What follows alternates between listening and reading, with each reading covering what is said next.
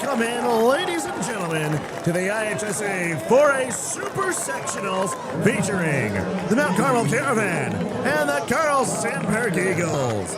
We're coming to you live from Crestwood, Illinois at Ozinga Field, where we'll have a champion in the Super Sectionals. The winner of tonight's game will go on to play tomorrow's winner between the winners of the 4A Super Sectionals of the Joliet games.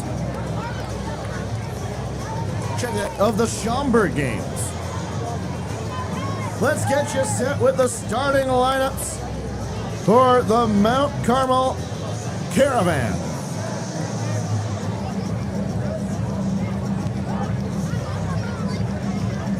Leading things off for the Caravan, the DJ McQuillan, followed by Joey Ireland, Logan Fernandez, Anthony Chavez, Mario Medina, Brady Holland, Pancho Vasquez, Colin Winters, Hayden Latian with Ian Tosi on the mound. The Sandburg Eagles will take defense first. Here's how they look around the field. Left to right in the outfield, it'll be Durkin, Matkiewicz, and Longo. Around the infield, Seaman, Drzonik, Tomczyk, and Rosas. The battery, Spinella and Aiden Barrera.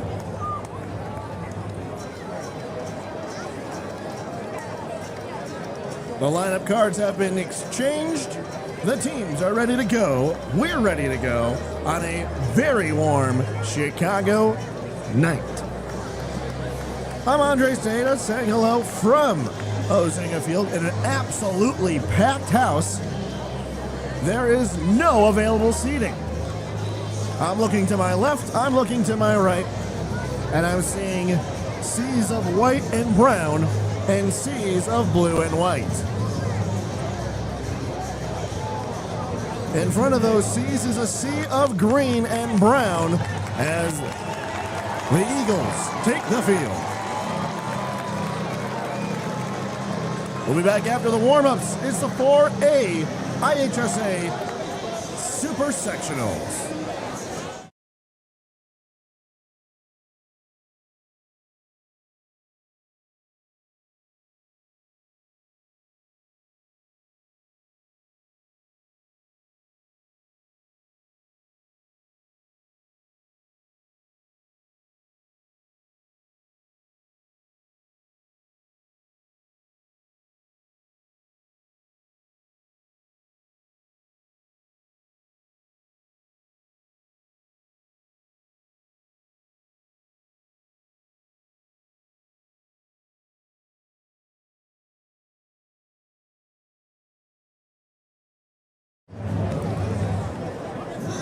Welcome back.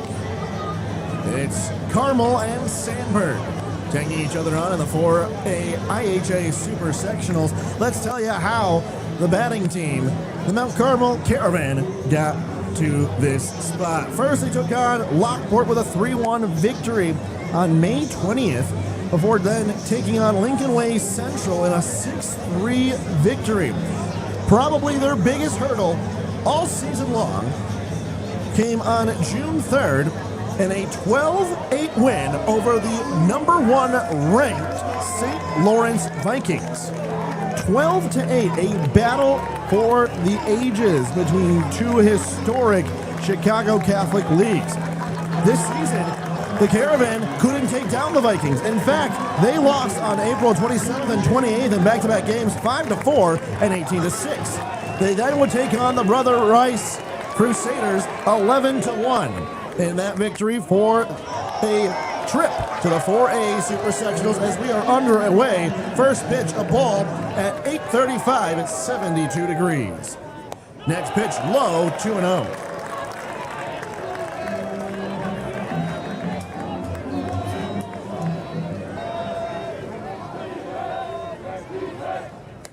Next pitch, called a strike.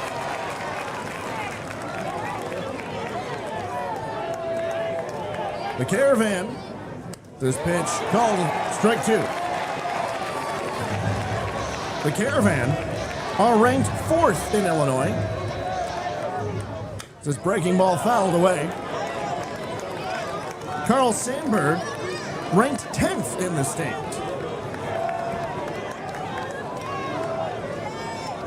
In 4A is where you're going to find some of the best talent anywhere around as this pitch low and away and the count now full 3-2. Aiden Barrera on the mound. For the Eagles, TJ McQuillan at the plate with a full count, time called. The 3-2. Fouled away and McQuillan stays alive. McQuillan playing the hot corner.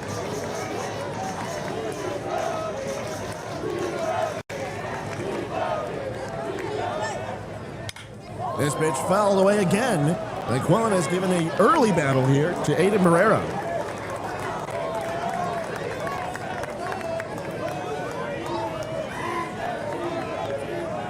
3-2 pitch. Swing and miss.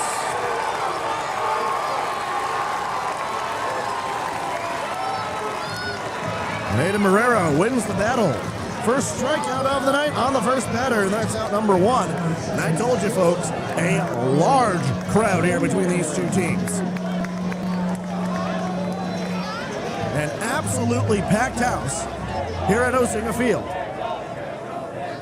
First pitch to Joey Ireland, misses high and away, 1-0.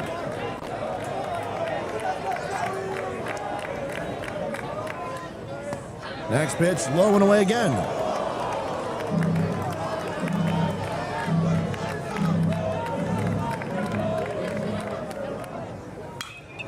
Foul ball, not playable, out of play.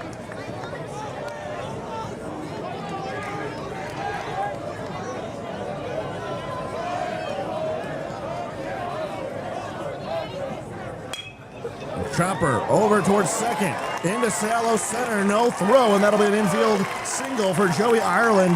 That's the first hit of the ball game for the Caravan.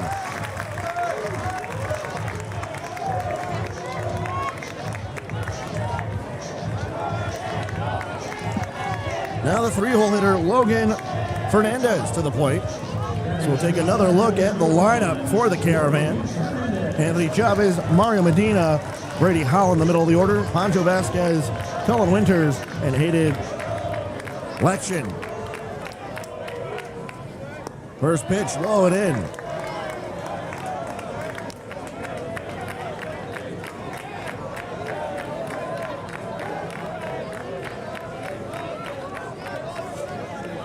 Logan Fernandez, a senior, attended Skinner West before joining the Caravan. 6'1", right-hander, fouls this next pitch away, and the count even 1-1.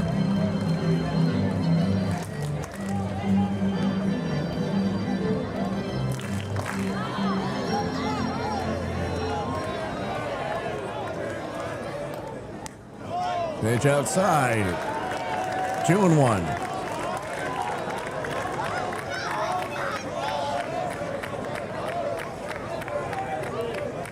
Two balls, one strike. Joey Ireland at first. Breaking ball, misses high and away. 3-1.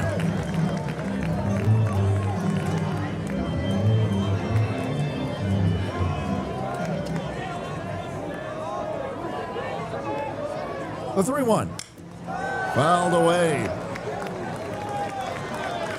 And another full count. Marrero won the full count against TJ McQuillan. 3-2. Fouled again.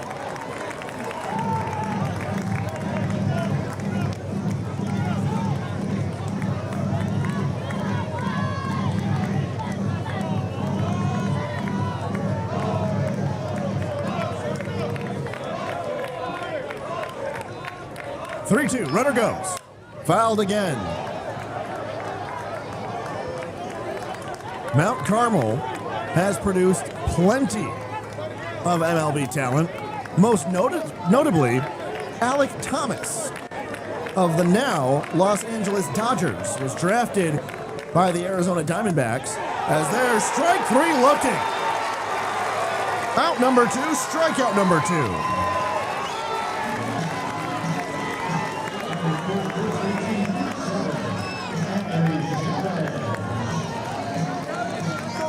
Some other names, Cesar Carrillo, who played in 2009, the longest tenured MLB player from the Caravan, as this pitch low and away for a strike.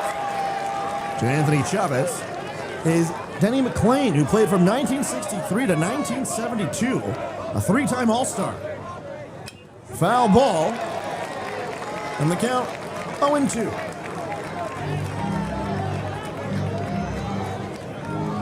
Denny McLean was a pitcher who finished his MLB career with 131 wins, only 91 losses.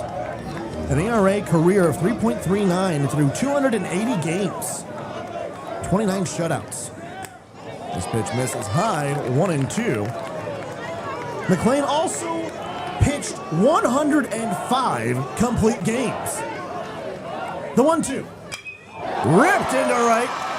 And the right fielder, Longo, makes the catch for out number 3. And a loud eruption from the right side of the field. No runs, 1 hit, no errors, 1 left on base. We go to the bottom of the first. An exciting one here at Osinga.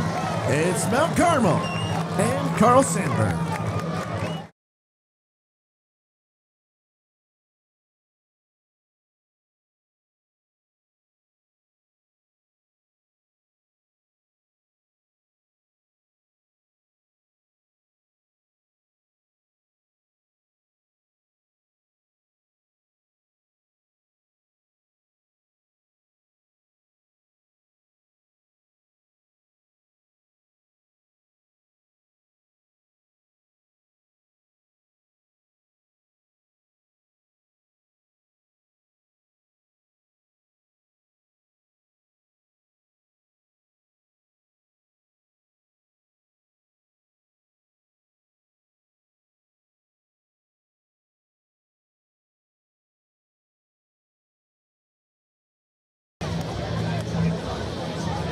Welcome back. Let's take a look at the Carl Sandburg Eagles lineup.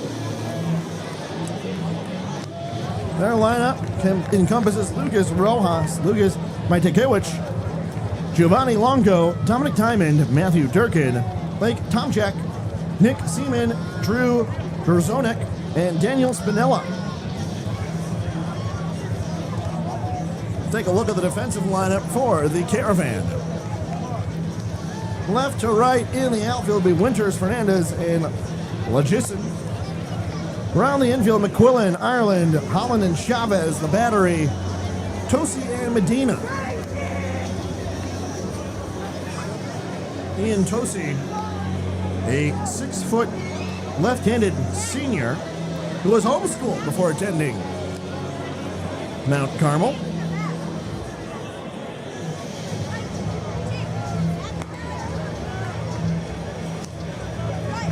Again, already electric feelings are buzzing in the ballpark. The second deck is packed, as well as the lower concourse bowl. In fact, there is standing room only on the party decks.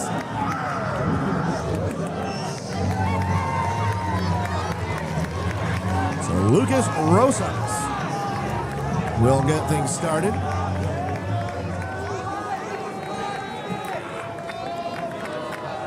First pitch on the way from Ian Tosi to Lucas Rosas. First pitch misses inside at 92. And that's going to get some oohs and ahs from the fans. The 1-0. Fastball called a strike on the outer part of the plate.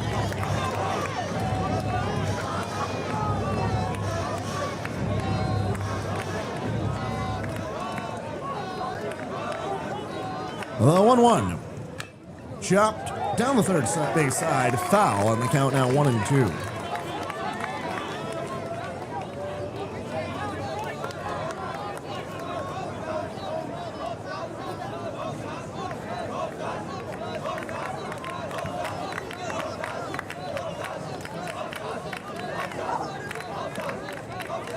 The 1-2. Ripped into left. No! What a diving grab from McQuillan! He leapt up, grabbed it with the body, and fell down to steal away a base hit from Lucas Rosas.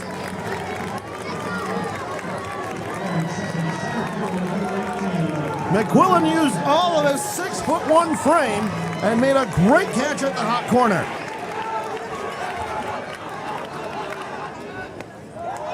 First pitch called a strike.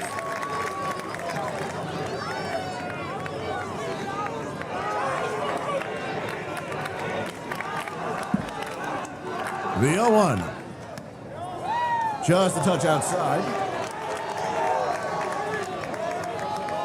Lucas Maitekewicz, the center fielder. The 1-1 count. One out here at the bottom of the first. The pitch. This is high and away, 2-1.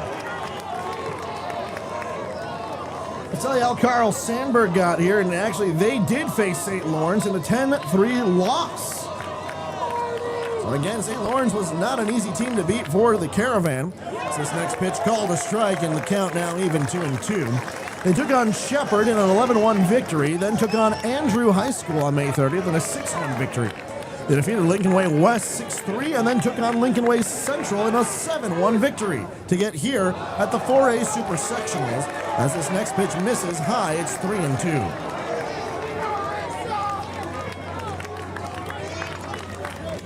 Both clubs with 20-plus wins. 23 for Sandburg, 27 for Carmel. Swing and a miss. Got him reaching. First strikeout for Tosi.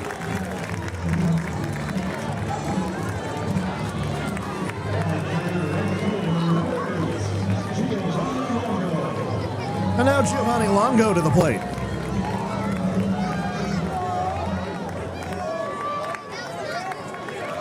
First pitch to the right-handed right fielder on the way from Tosi. This is high and away.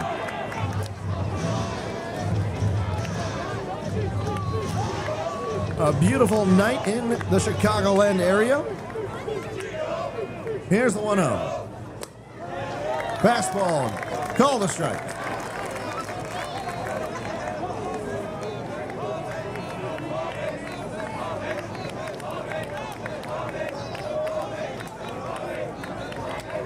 One pitch on the way from Tosi. Fouled away, 1-2.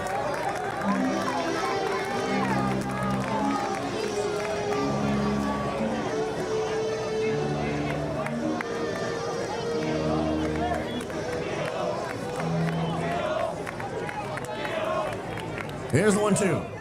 Fouled again, and the count stays 1-2.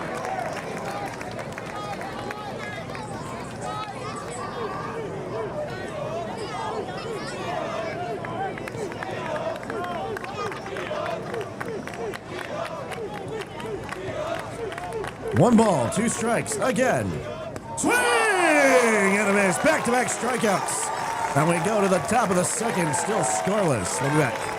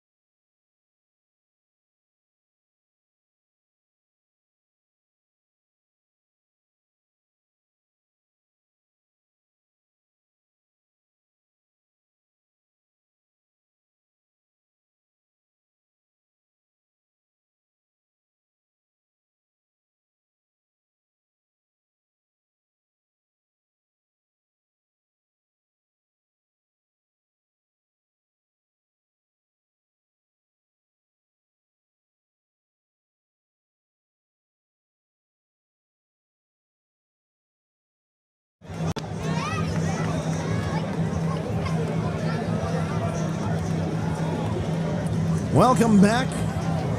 You're watching the IHSA 4A Super Sectional featuring Mount Carmel and Carl Sandburg here at Ozinga Field in Crestwood, Illinois.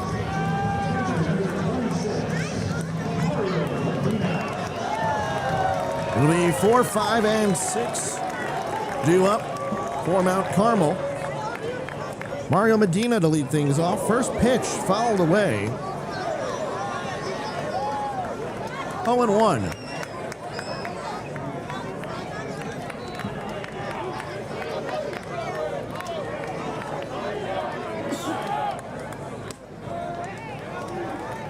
This next pitch called a strike on the outer part of the plate. It's 0-2.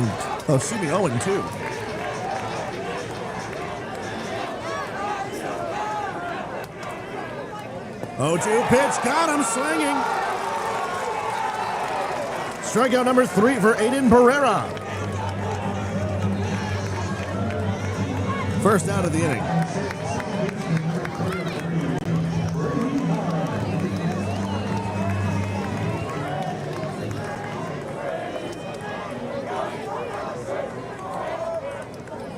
This pitch crushed deep to left, going back to the wall, and it bounces off the warning track. Holland hustles into second with a big one-out double. Crushes the first pitch he sees, and he puts the Caravan in scoring position.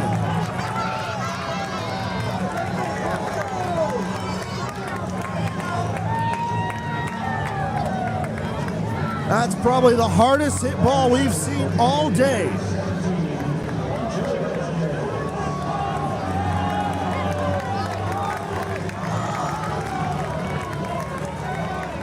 Pancho Vasquez to the plate with a runner in scoring position.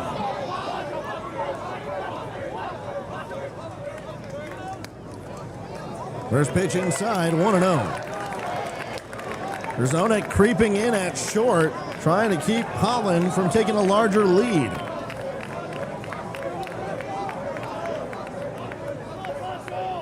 The 1-0. Misses low and in. 2-0.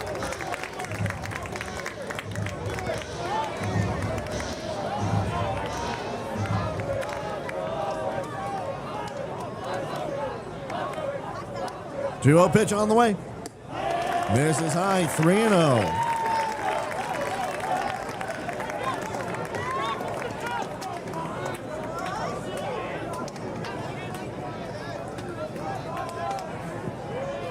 Barrera needs to throw a strike over the heart of the plate. It's a gimme here. Otherwise, he puts runners at first and second. Barrera looks to second, fires a 3-0. And there's ball four, missing high. First walk from Barrera tonight.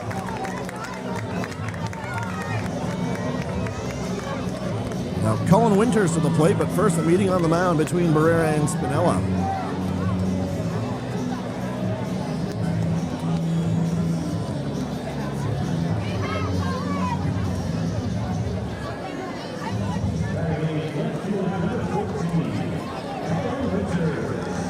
Meeting adjourned, and now Winters will come to the plate.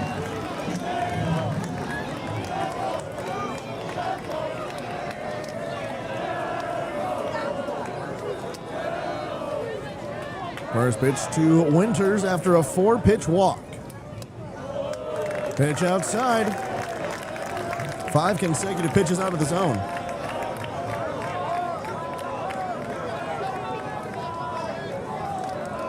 Runners at first and second, 1 out. The 1-0. This one flipped over towards short. There'll only be a play at first. Great play by Drzonek to get across the throw across the body. That was a little flip hit to no man's land, and that's out number 2.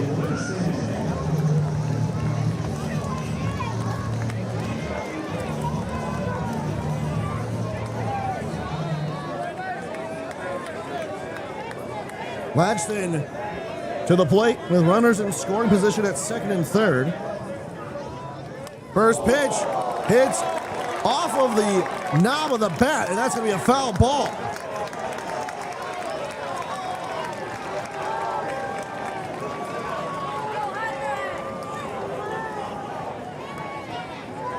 And now the third base coach is going to try to make an argument that it hit his hand first before it hit the knob, but it was very clearly right off the knob. It just, I find it very hard to believe that it would make that much of a sound if it hit any part of his arms or hands first.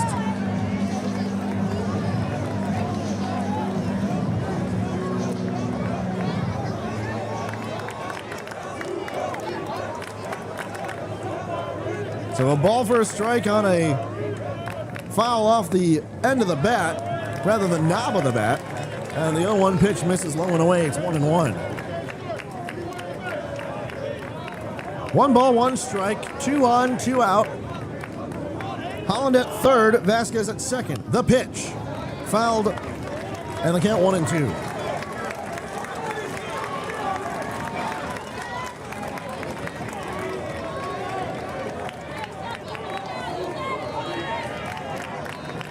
1 ball, 2 strikes, 2 outs. The pitch from Barrera misses low.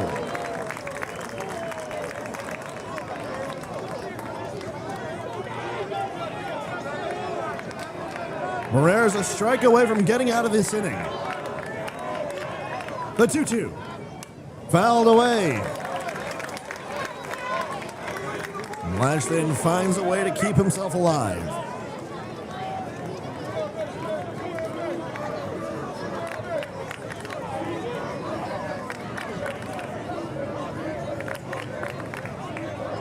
Two-two once again. This one foul down the third base line, as Holland and the third base coach had to duck out of the way.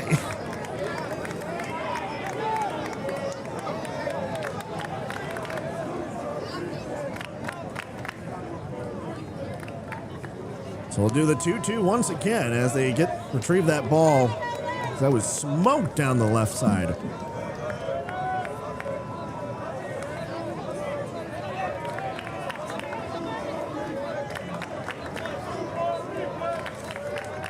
The 2-2 again. Swing and a miss. And Barrera gets out of the jam. His 4th strikeout in 2 innings. Strands the Caravan at 2nd and 3rd. We'll be back after the break.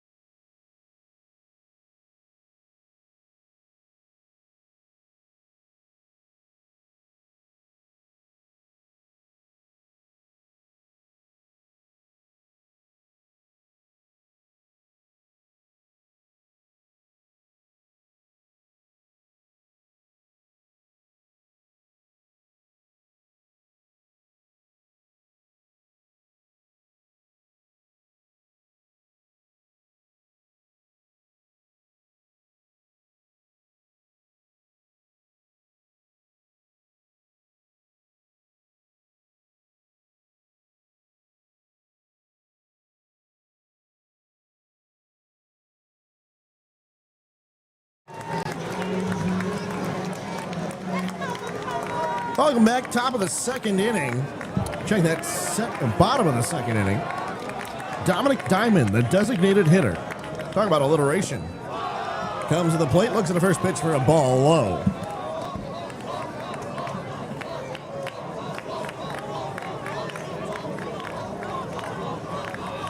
The 1-0. Called a strike.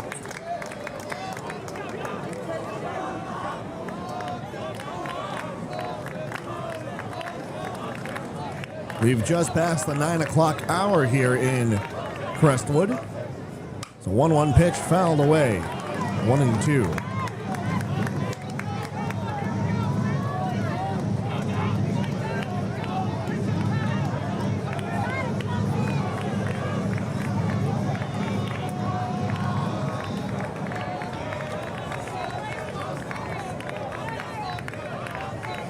Here's the 1-2 from Tosi.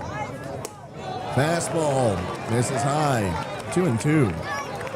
That was clocking in at 90 miles an hour. These kids can pitch. The 2-2. Got him with the breaking ball. Swung on and missed for out number 1.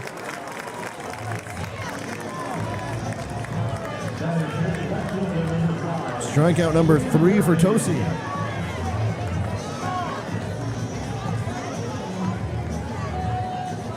Now Matthew Durkin to the plate.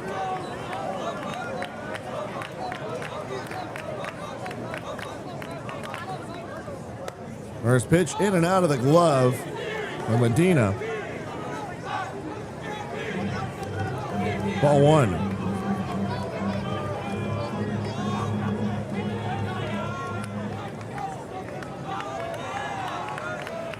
The 1-0. Called a strike on the outer part of the plate. We count now 1-1.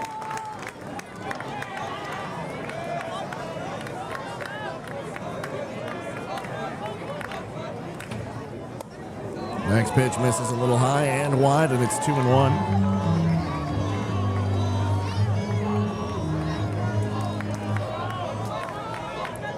Two balls, one strike. Low and away, 3-1.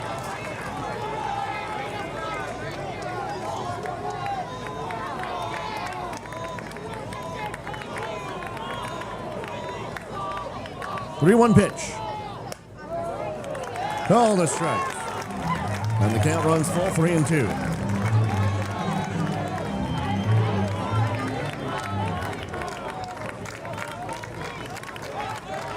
Three-two pitch to Matthew Durkin from Ian Tosi. This one hit well into left, coming in as Winters. He makes camp under the ball for out number 2.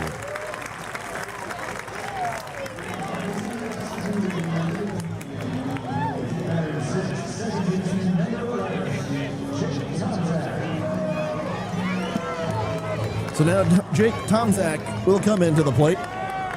Plays second base.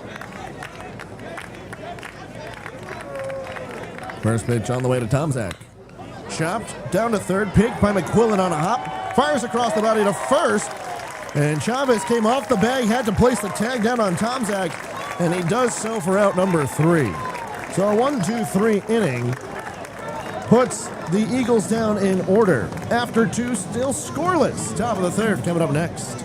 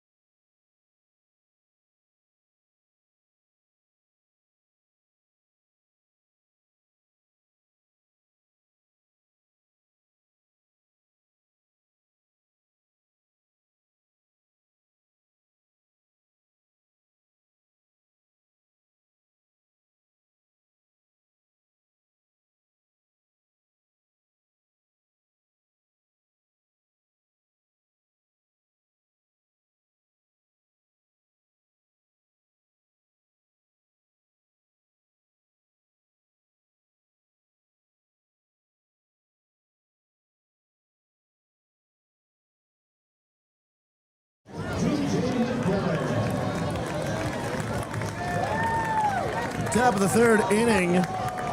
Mount Carmel going back to the top of their order. TJ McQuillan to the plate. He struck out his first time. He's 0 for 1.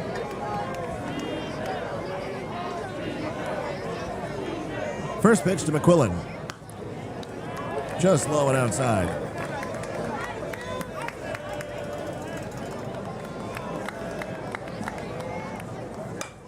Chopper over towards second. Tomczak fires across, sliding and safely. Here's McQuillan. The throw gets past Rosas. We'll see how they score it. It was a hard play because it was a slow chopper. Tomczak was playing fairly deep into left field, trying to rush the throw. Rosas couldn't make the pick, and they will give them a hit. So McQuillan gets his first hit of the afternoon.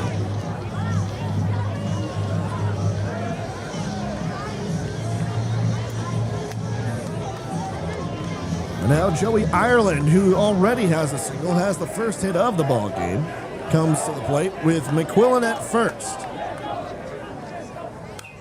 First pitch fouled away.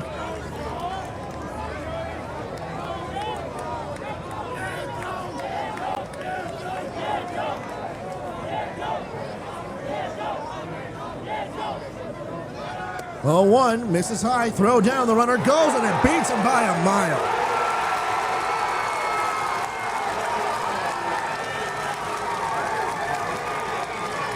McQuillan caught stealing.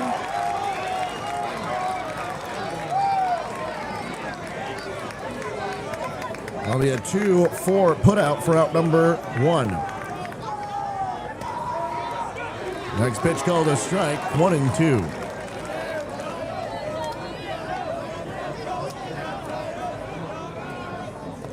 Next pitch inside, and it's 2-2.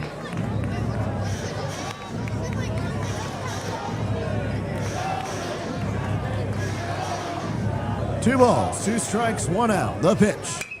Chopper up the middle. Tomczak fires across the body again, this time a lot cleaner, and there's out number 2.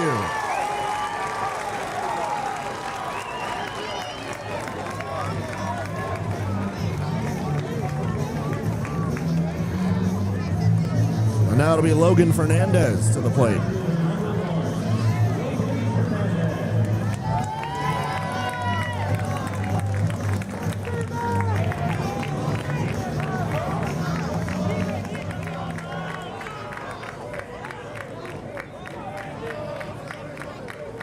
First pitch on the way.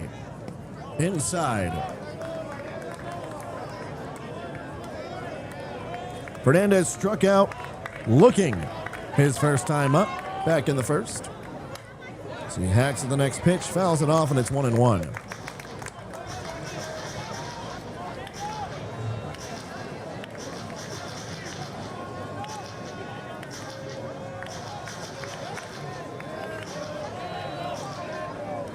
The 1-1. Outside. 2-1. The Caravan very aggressive at the plate as this aggression hit well into left, and the left fielder Durkin makes the running grab for out number 3. 3 up, 3 down, no runs, 1 hit.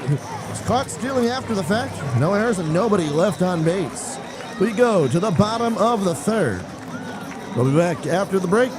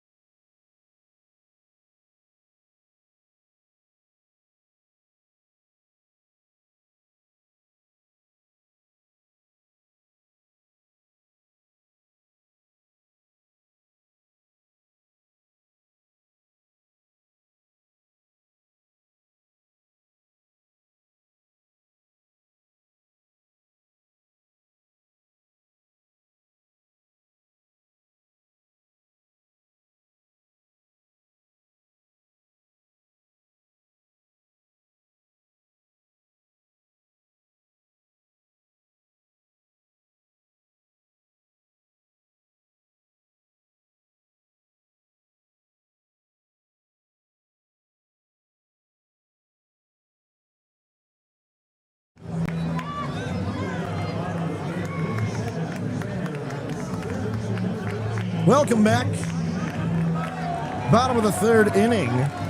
7-8-9 due up for the Eagles. Nick Seaman to the plate. Plays the hot corner. First pitch outside. And St. Lawrence was taken down by Mount Carmel in a 12-8 in the semi-sectionals. And the reason that's significant is because Mount Carmel had taken down the number 1 ranked team in Illinois and one of the top 25 teams in the nation. This pitch low in the dirt. 2-1.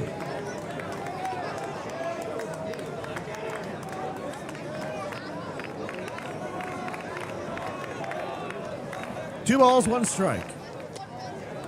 This is high and inside. Seaman looked like he wanted it, but he laid off. And actually, looks like it was called a strike. So if that's true, it's 2-2. Off the plate. A high chopper to second. The quick toss. Not in time. That's a tough play for Holland at second. As that ball was hit off of the plate. Skied in the air. Holland tried to play it on the short hop. Fired to first. Oh, and it looks like he might have beaten it by half a step. See, on the video board, it's too close to tell. So now here comes the head coach for Mount Carmel. That's Brian Hurry. And he'll have a word with the first base umpire. It's a quick word.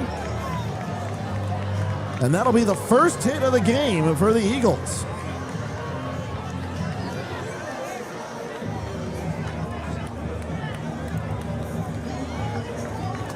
So the Eagles leadoff man reaches.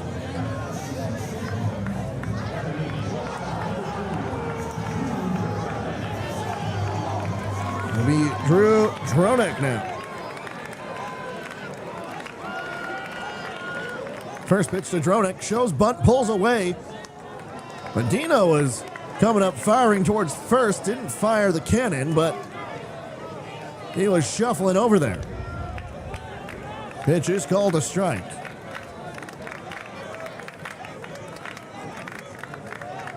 The 0-1 shows bunt again. This time it's well hit down the first baseline, but then swatted away in foul territory by Chavez. Count now 0-2 to Drew Dronek.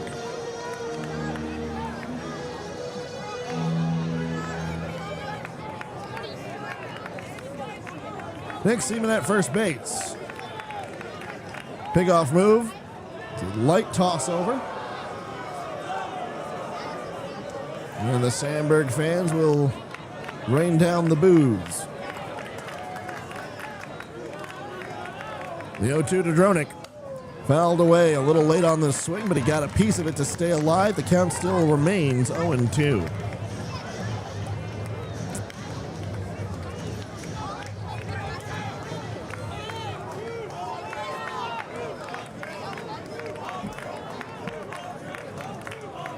The 0-2. Swing and a miss. Strikeout number 4 for Tosi of the night.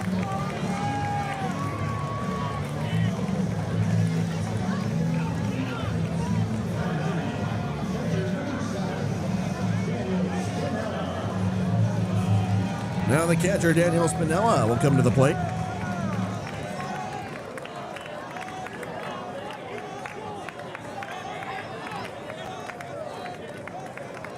First pitch. Swung on and missed, 0-1.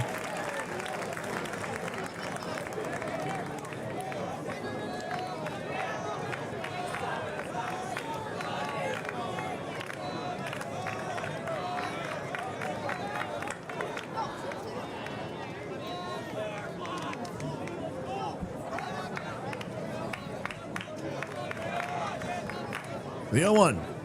Swung on and missed, 0-2.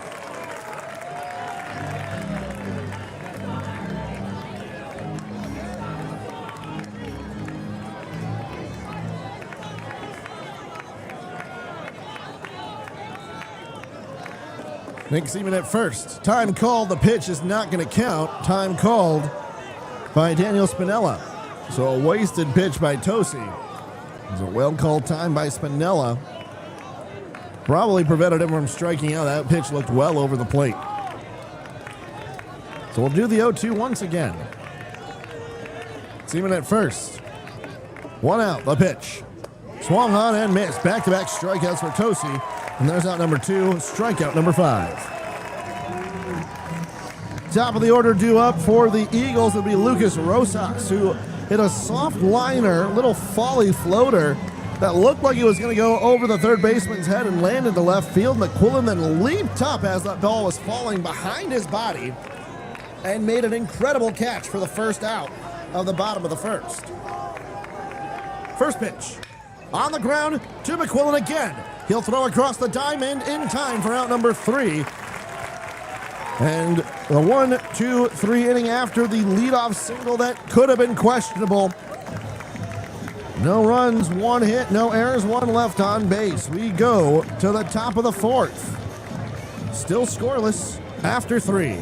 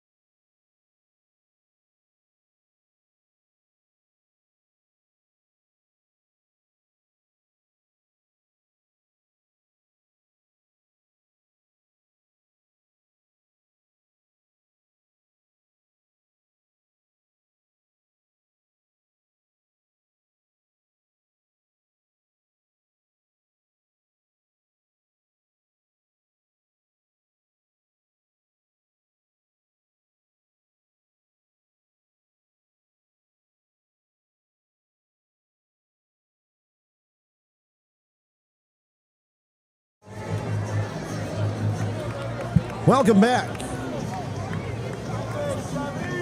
Top of the 4th inning here at Ozinga Field.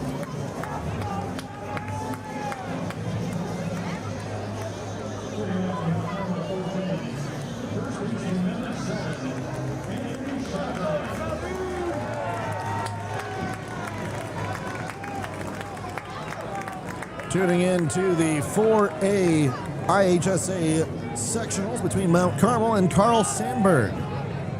We're live at Crestwood in Ozinga Field.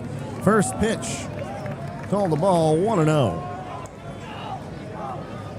Just about halfway through this ball game, still anybody's game as this breaking ball in there for a strike. It's 1-1. 4, 5, and 6 due up as this pitch fouled away. The count now 1-2 as that ball will fall into the stands and that'll be a free souvenir. Anthony Chavez, who flew out to right field his last time up, steps into the left-handed batter's box with a 1-2 count. The pitch off the end of the bat into right center field. Eddie Kevich fires it into the cutoff man quickly and limits Chavez to just a single.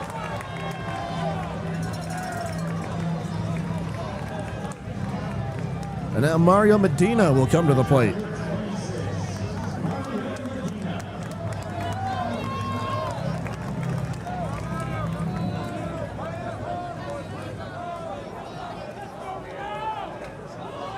First pitch, Medina bunts it down the third base line, but just foul.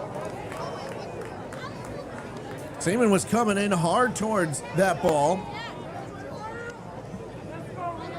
but the ball just trickled down the third base line, foul.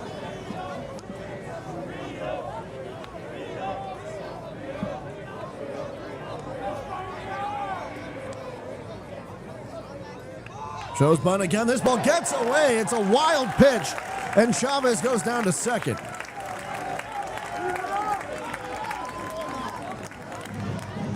It looked like Barrera was trying to get on top of a breaking ball pitch, probably a 12-6 curveball, but it just fell out of his fingers and continued to float over Spinella's head and hit the backstop. So now a runner at second base with a 1-1 count.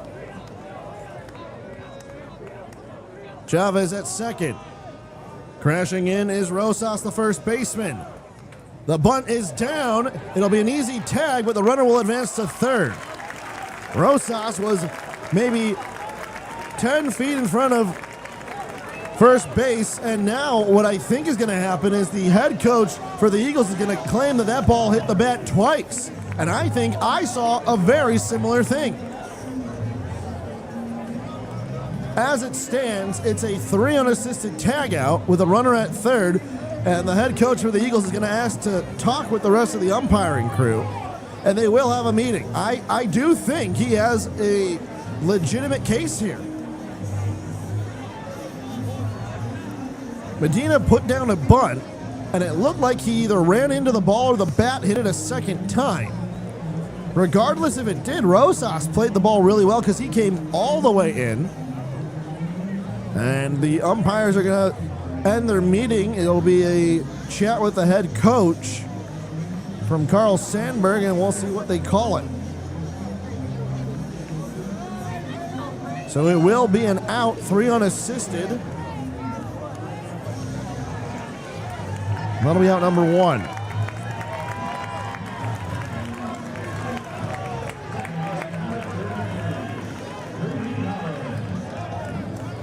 Now Brady Holland, the second baseman, hit a double that nearly left the yard. It one hopped the wall, hitting the warning track. Runner at third, infield is in. First pitch low in the dirt, locked by Spinella. And there's ball 1. Runner at third, only 1 out. Pitch inside, misses 2-0. As the Caravan have a runner 90 feet away. Looking to strike first, the 2-0. Fastball high and away, 3-0. Barrera did get out of a jam earlier back in the second. He had runners at second and third. Holland was the runner then at third base. This get me over strike falls in, and it's 3-1.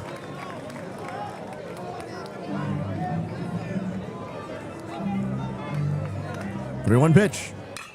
Popped up to the right side. Longo coming in on it. He's got a play in fair territory. The runner from third will tag. The throw is not in time, and Mount Carmel strikes first.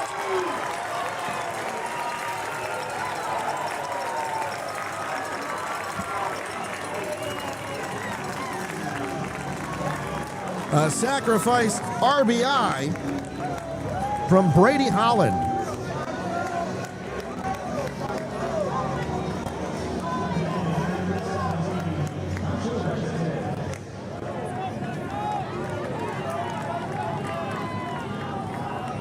Pancho Vasquez now to the plate. First pitch outside, 1-0.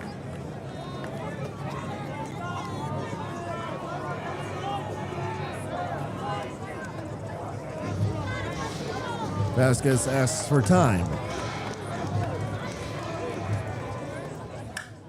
This pitch hit well to right. Longo coming after it, nearly the same spot as Holland's ball. And that'll be out number 3. The Caravan strike first, courtesy of a sac fly RBI from Brady Holland. So we go to the bottom of the 4th. We'll be back after the break.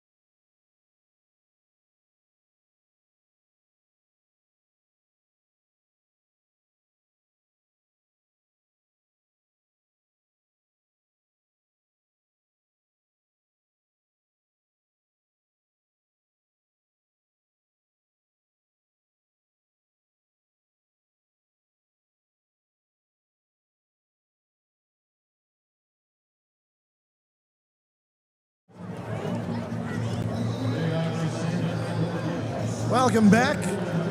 You're watching the IHSA 4A Super Sectional here at Ozinger Field in Crestwood between Mount Carmel and Carl Sandburg.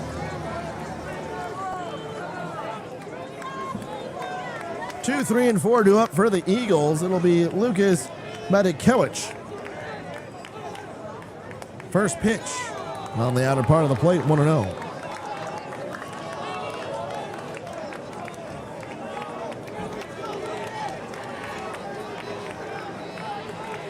One-0. Swung on and missed, 1-1.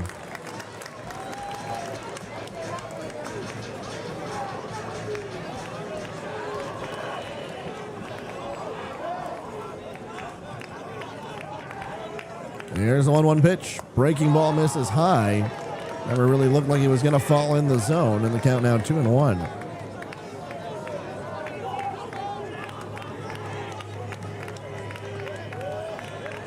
The 2-1.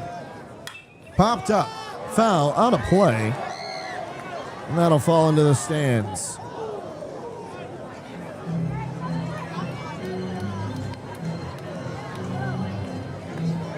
Count even now 2-2.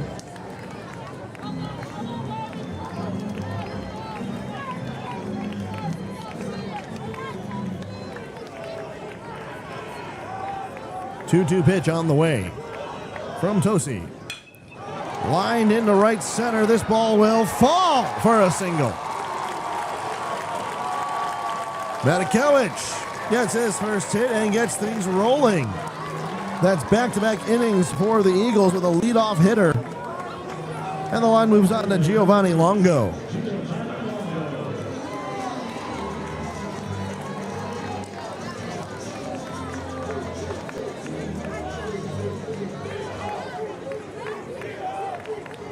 Longo struck out his first time up. Shows bunt. Pitcher picks it up, spins and fires to first in time. The sacrifice works to put Madikewicz to second.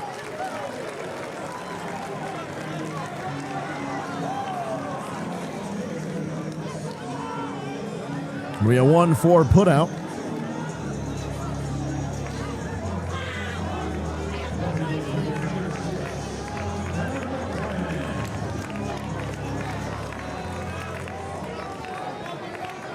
Dominic Diamond to the plate. He has a runner in scoring position, the tying run at second. First pitch, low in the dirt, 1-0.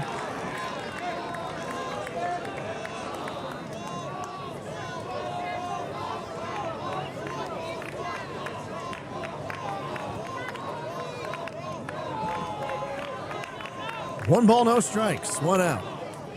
Big swing and a miss, and the count's 1-1.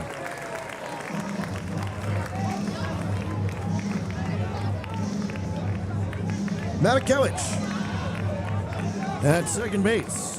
He represents a game-tying run, the go-ahead run at the plate, and Dominic Diamond. Big swing and miss again, and the count now 1-2. Not about you folks, but Dominic Diamond. That is 100% a baseball name.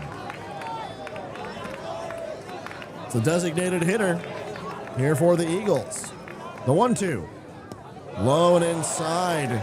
Try to get him with the slider, the backdoor slider there.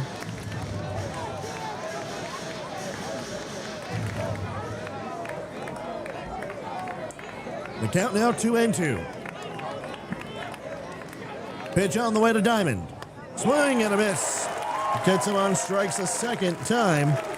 That is strikeout number 6 for Tosi.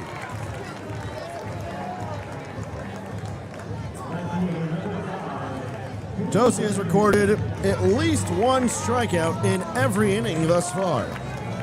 2 in the first, 1 in the second, 2 in the third, and now 1 here in the fourth. Matthew Durkin to the plate. First pitch. Called a strike.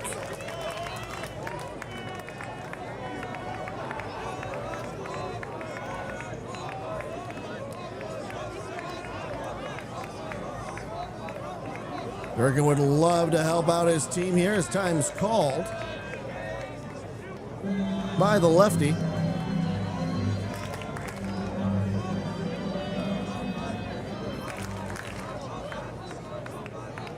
The 0-1 to Durkin. On the ground, down the first base side, snagged by Chavez. He'll take it to first himself for out number 3. So the tying run is left stranded at second. No runs on 1 hit, no errors, 1 left on base. We go to the 5th. The Caravan lead 1-0.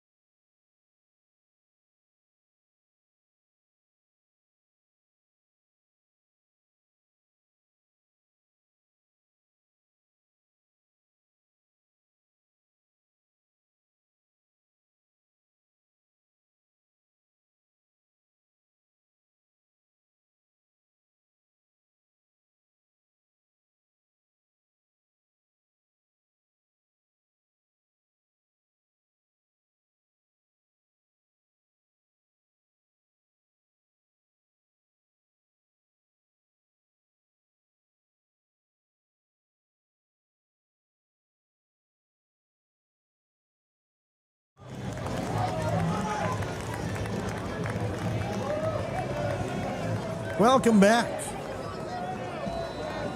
Top of the 5th inning. Mount Carmel scoring in the last inning to give them a 1-0 lead. 8, 9, and 1 due up as Cullen Winters looks at the first pitch for a strike.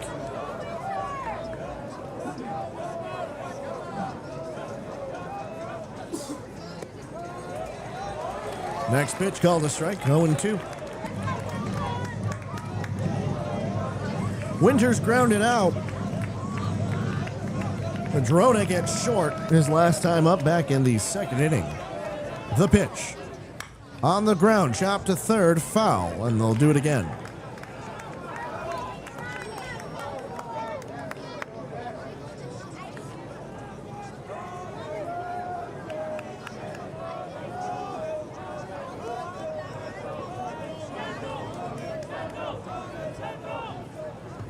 The 0-2 misses low, 1-2.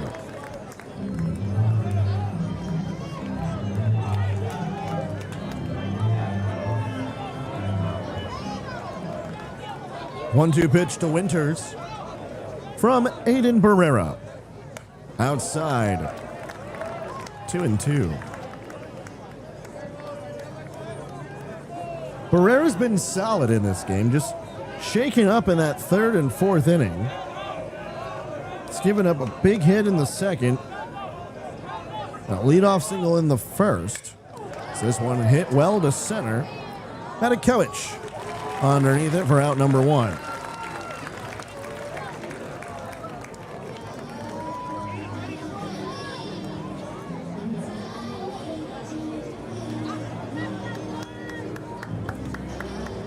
And now a new hitter entering the game. The Christian Clark.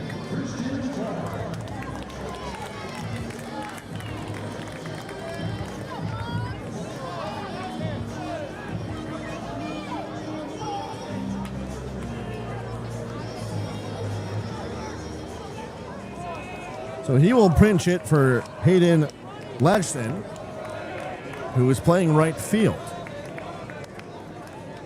First pitch in the dirt. Christian Clark, a 6-foot senior from Hanover Central Grammar School. This next pitch inside, 2-0.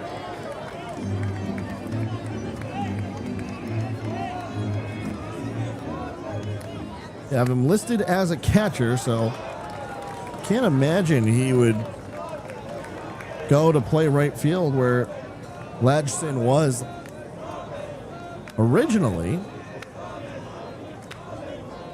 So 2-1. In the dirt, 3-1.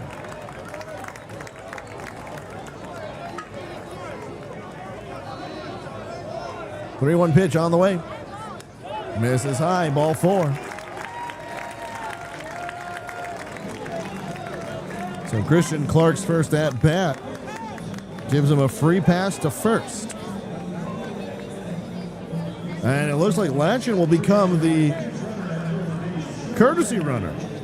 So got to imagine that Latchin is now just a courtesy runner for the catcher, who is now Christian Clark, which means Mario Medina, where do you put him? Mario Medina is listed as a straight catcher on the roster, so we'll have to pay attention and see what happens. First pitch. Misses high. So we're back to the top of the order. TJ McQuillan had a single his last time up. He is 1 for 2. A 1-0. Called a strike, 1-1.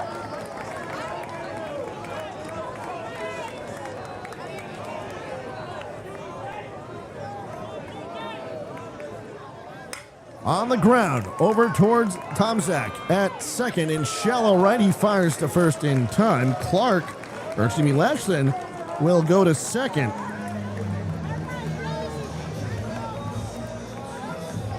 There's a 4-3 putout for out number 2.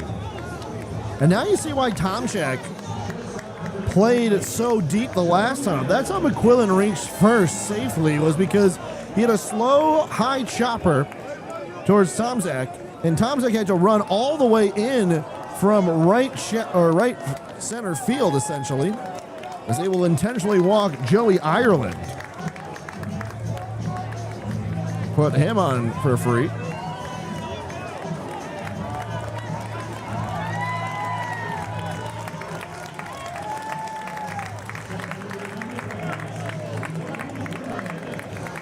And they'll go over and try to get out Logan Fernandez. And now, before Fernandez can even step into the plate, there'll be a meeting on the mound. There is someone warming in the Eagles bullpen. Will this be it for Barrera?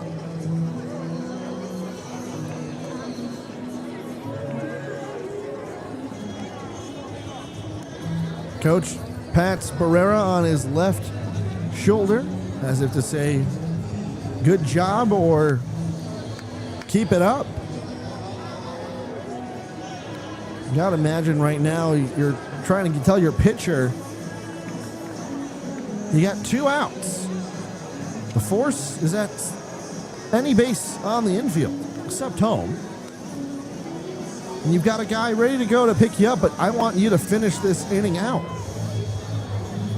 And that's exactly what the game plan will be. So Barrera has been given the green light to finish this inning with this batter, Logan Fernandez. Fernandez is 0 for 2. He struck out looking in the first and lined out to left. With runners on at first and second, the force out is at any base except home.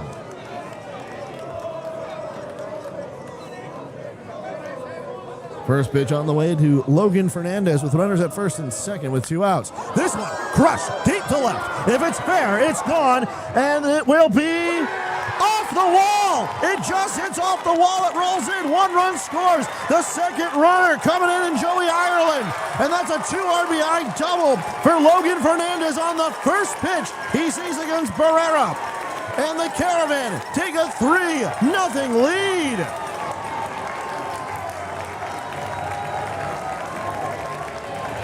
That ball nearly left the yard as it hits off the white sign down the left field line, nearly leaving the yard.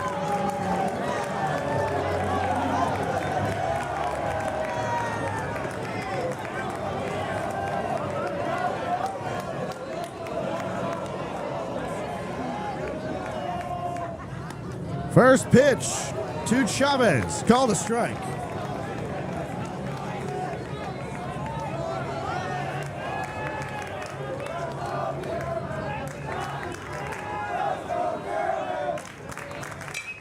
This one hit well to left.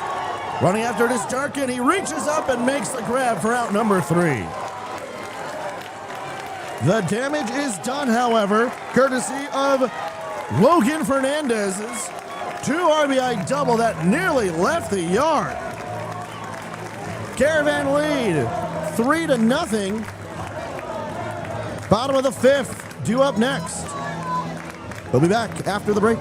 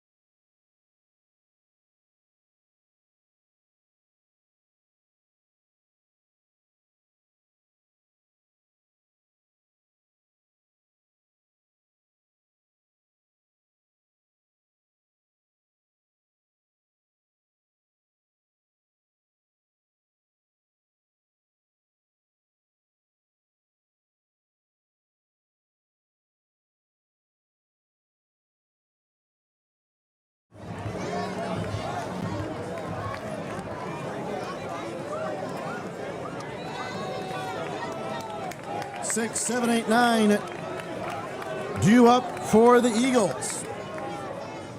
First pitch swung on and missed as Jake Tomczak comes up to the plate. Caravan lead 3-0 here in the bottom of the 5th. Next pitch called a strike, 0-2. Tomczak rounded out to the third baseman McQuillan last time out. So he calls time, takes a swing, and steps right back into the right-handed batter's box. Tosi fires. This one hit down the line, and it'll go out of play.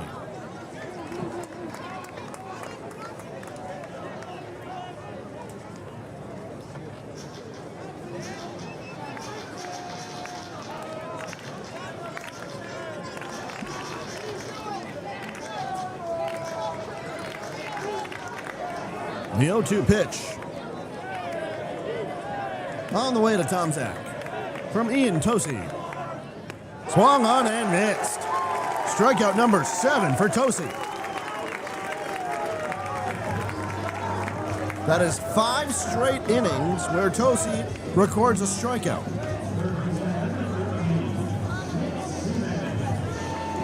Now Nick Seaman will come to the plate. He had a single his last time up. He's 1 for 1. First pitch, misses high.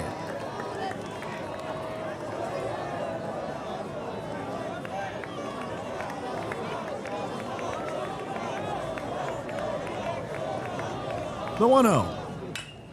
Hit well into right. And the ball will be caught by the newly entered right fielder, which I don't have a number for right now. Oh, it will be Latchson.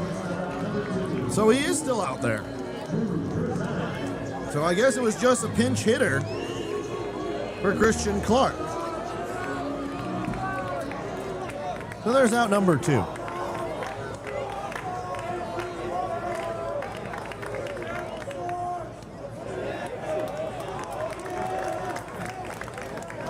First pitch to Drew Dronick. It's a strike.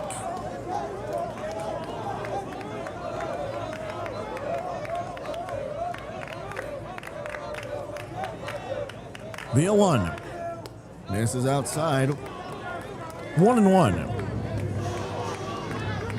Dronick struck out his last time up back in the third. The 1-1 pitch.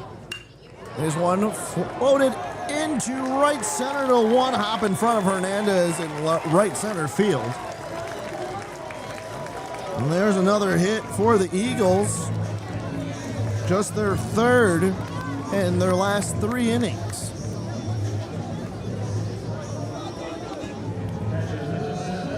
Now Daniel Spinella will come to the plate.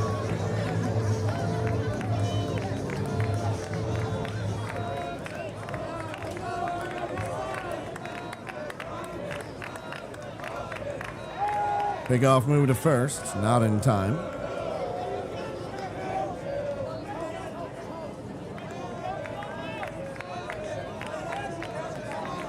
Another move, not in time.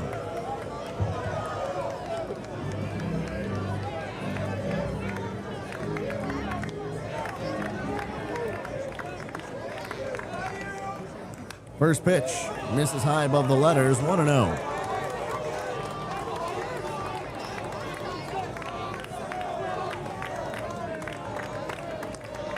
Two outs, 1 ball, no strikes, runner at first. Daniel Spinella looking for his first hit. He'll look at a strike that paints the inside part of the plate, and the count is 1-1.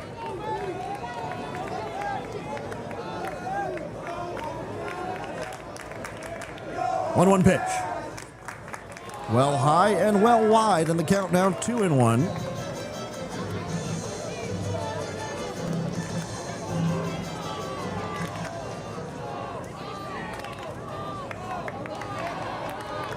Two balls, 1 strike, 2 outs, runner at first. The Eagles need to keep this line moving, but time will be called by Spinella.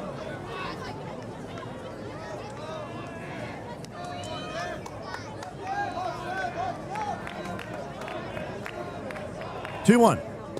Low and inside, and the count now 3-1.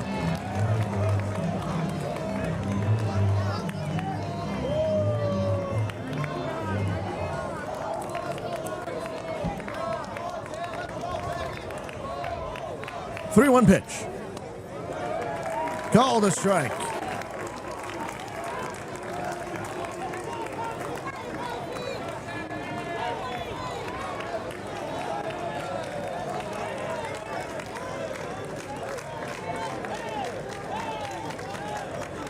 Payoff pitch. Runner will go from first. The pitch hopped up into shallow right. Holland going out. Latchton coming in and making the catch for out number 3. No runs on 1 hit, no errors, and 1 left on base for the Eagles. After 5, the Caravan lead it 3-0. We go to the top of the 6th. We'll be back after the break.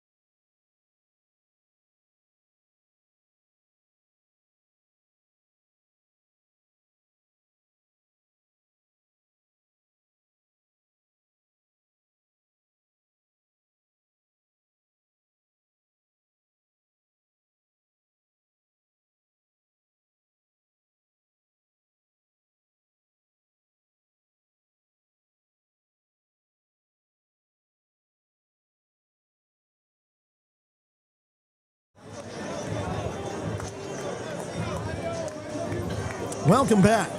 Top of the 6th inning, and a new pitcher entering for the Eagles, number 25, Mason O'Neill. A left-handed pitcher. As Aiden Barrera's night is over, 5 innings pitched, 5 hits, 3 runs all earned, 3 walks, and 4 strikeouts. First pitch for O'Neill. Misses high.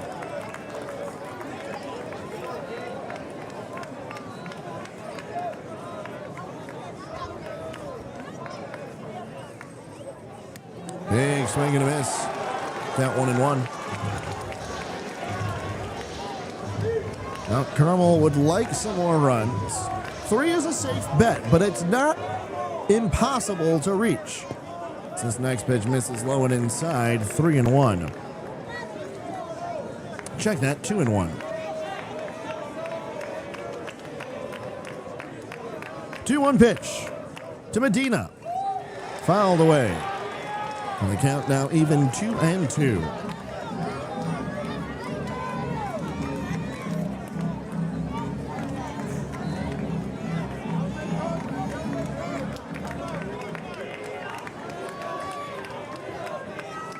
Two pitch. Swing and a miss. And O'Neill's got his first strikeout of the game. Out of the pen.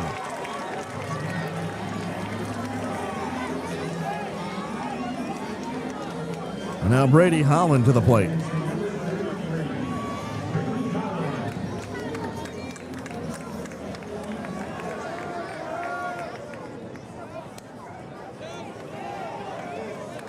First pitch outside.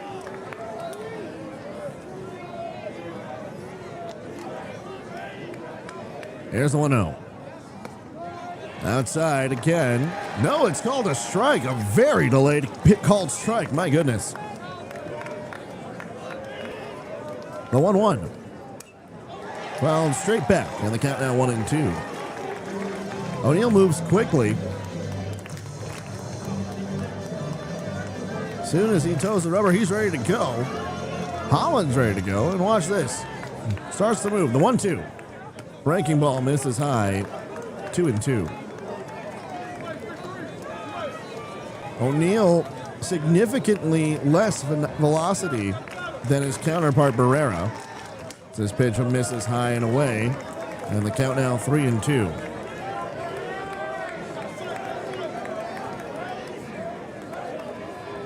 Three-two pitch. Crushed deep to center field. Matakowicz makes the running grab towards the wall for out number 2.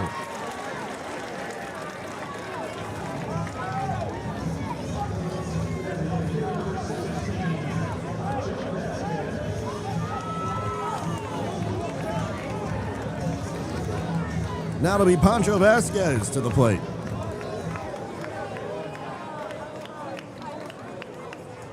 First pitch.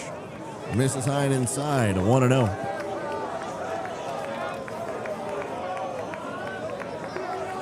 The 1-0. On the ground, through the right side into right field. And Vasquez has his first hit of the night.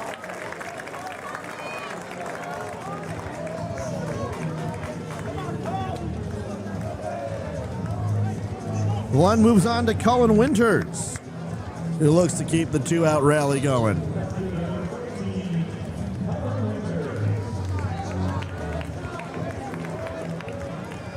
First pitch to Winters. This is high and wide, 1-0.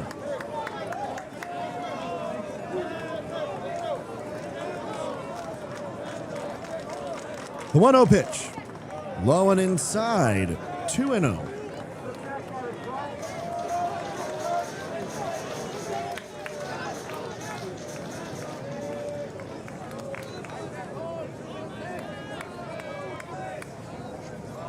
Two-0 pitch.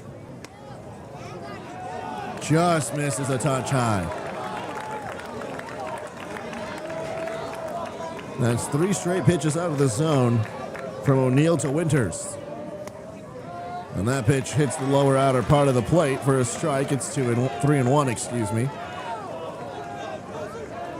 Vasquez at first. Very short lead. 3-1 pitch. On the ground, chop towards third, but foul. On the count now full, 3-2.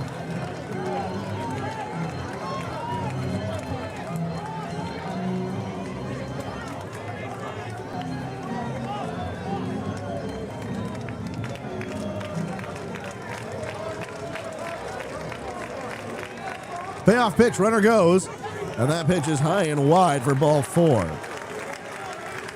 So now runners are at first and second after the walk to Colin Winters.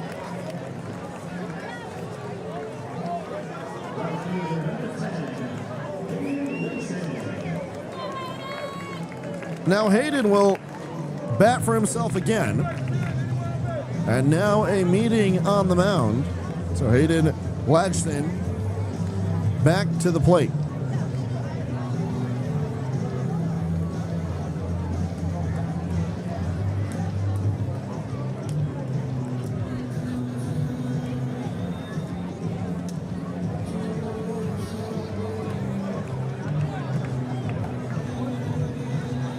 Not sure what the rule is that allows that at this level, but that's just my ignorance. I'm sure there's a logical explanation and rule that if I looked hard enough I could find, but I'm not going to speculate here. All I know is that Ladgston is back batting.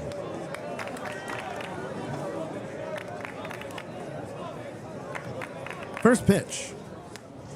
High and wide. 1-0 to the right-hander.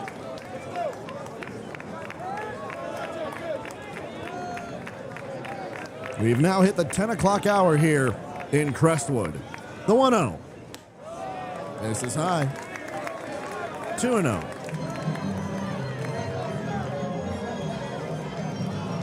Still a packed house here at Ozinga Field. It has not been a quiet one here at all.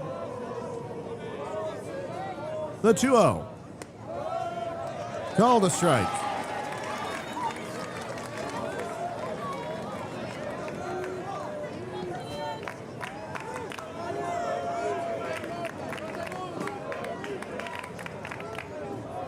The 2-1.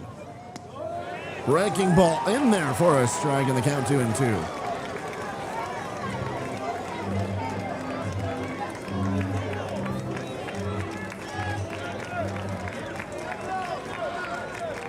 Two balls, 2 strikes, 2 on. The pitch. Fouled straight back, just got underneath it. Got a tick of that ball.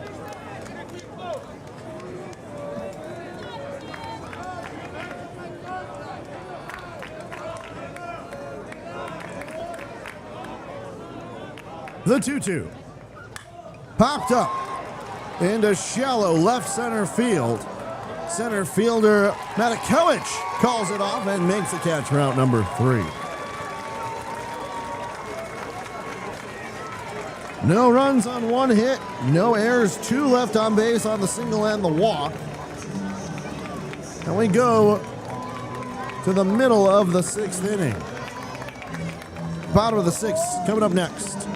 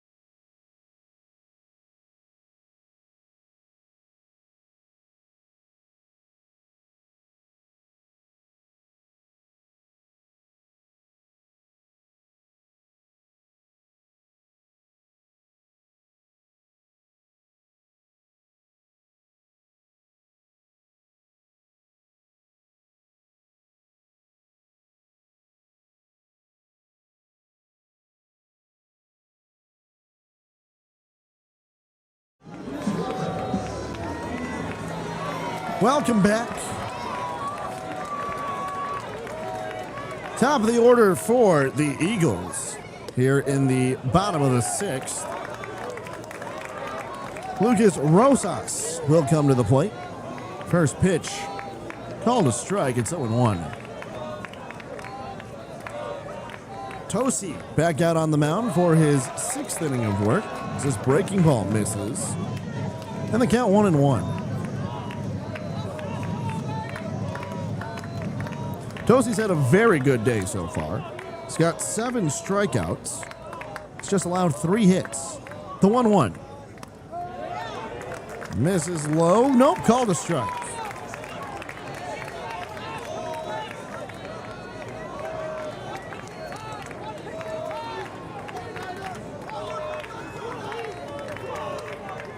Tosi is not giving up a walk just yet. The 1-2. Low in the dirt. Good block by Medina behind the plate to keep it there.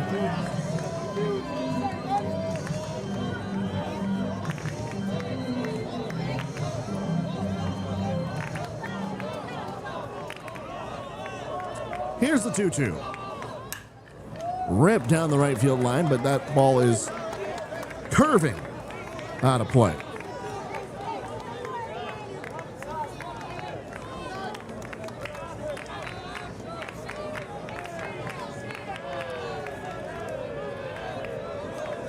Two-two pitch on the way to Rosas. He's looking for his first hit of the night. And he will continue to look as he battles with that foul ball.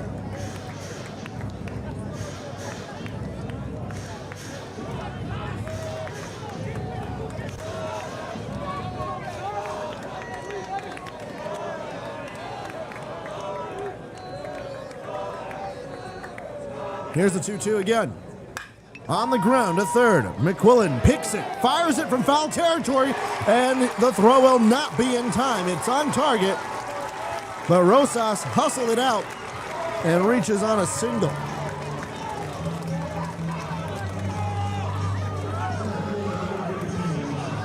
That's the third time a leadoff batter, has reached on a single. And now Lucas Medikewicz.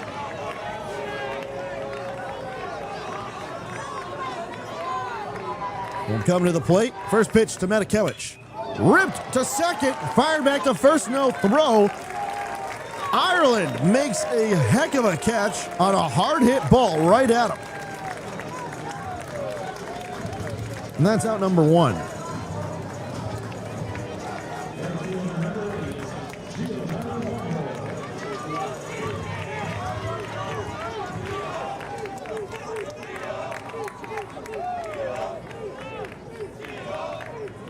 Giovanni Longo looks at a first pitch low.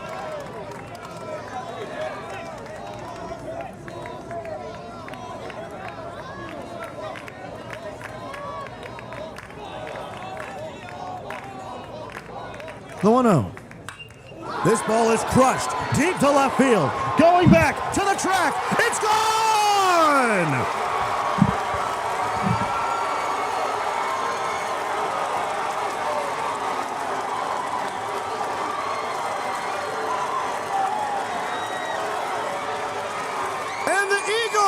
Come within 1. Giovanni Longo goes long down the left field line.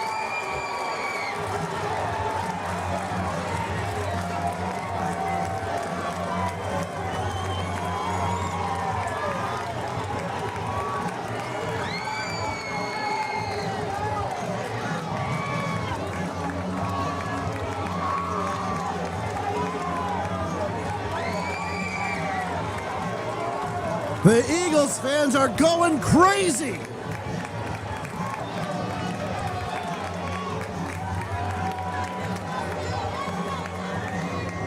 We've got tarps off on the Eagles fan side down the first base line.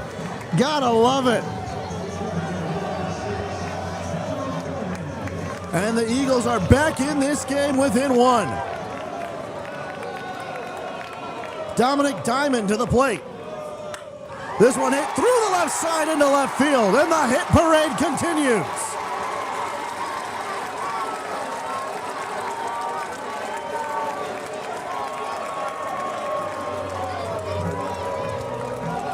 Courtesy runner for Dominic Diamond.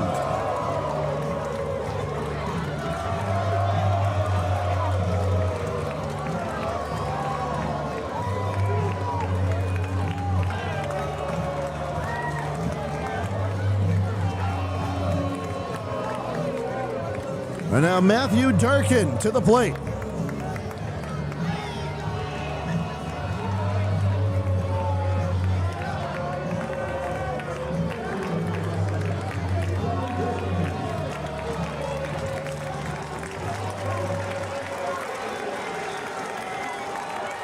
Matthew Durkin to the plate. Time is called. The tying run at first. The go-ahead run at the plate. Pickoff move to first. And that'll prompt the boos from the Eagles fans.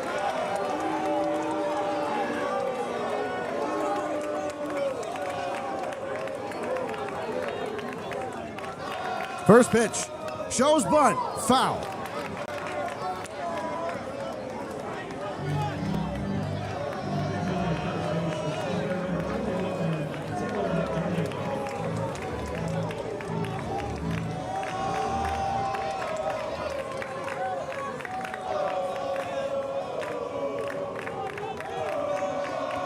The 0-1. Called a strike.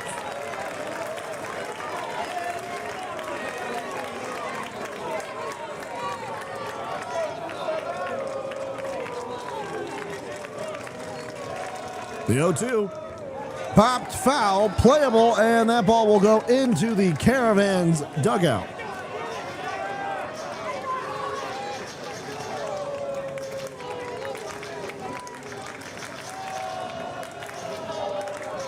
Ian Tosi has had a great game on the mound. He just gave up a pitch to Giovanni Longo. And now the tying run is at first. The 0-2. High and inside, 1-2.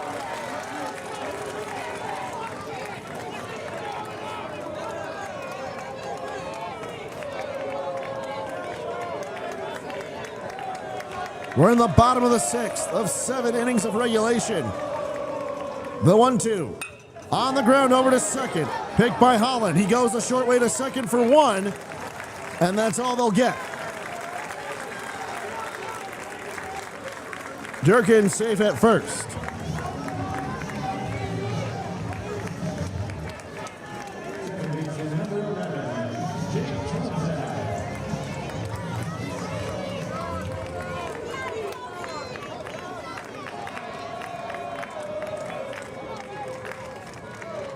First pitch to Thompson, called a strike.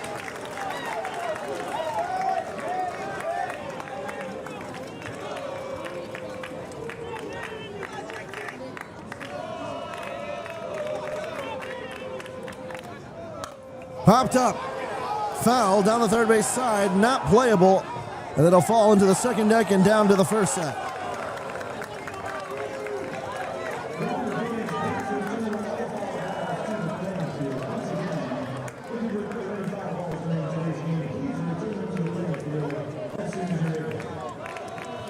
The count now 0-2, 2 outs, the tying run at first. Jake Tomczak awaiting the pitch from Ian Tosi. He battles and fouls this one off.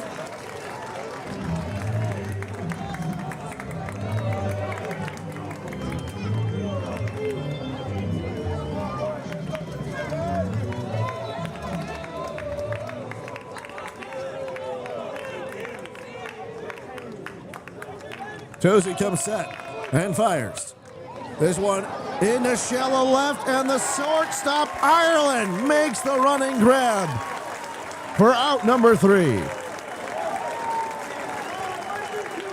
The Eagles find a way to make it close, courtesy of Giovanni Longo's 2-run bomb. We'll be back top of the 7th. Coming up next. You don't want to miss this one.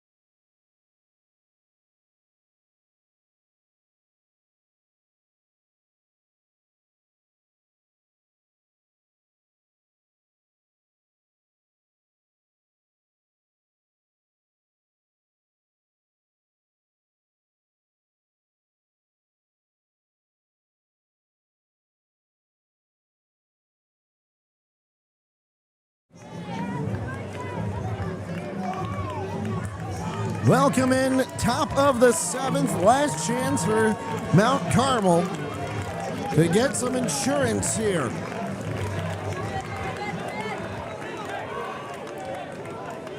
O'Neill back on the mound, first pitch. This is high and inside, 1-0. Top of the order for the Caravan, it's TJ McQuillan. He's 1 for 3.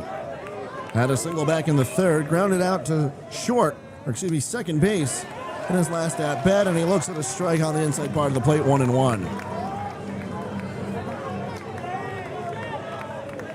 The 1-1. Big swing and a miss. Got him with the breaking ball at 60 miles an hour.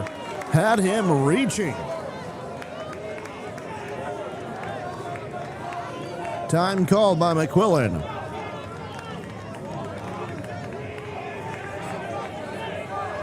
Here's the 1-2. Slider misses outside. 2-2 the count.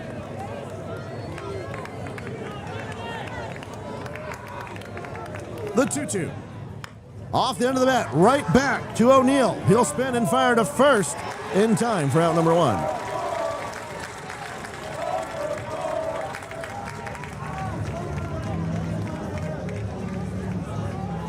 And now Joey Ireland to the plate.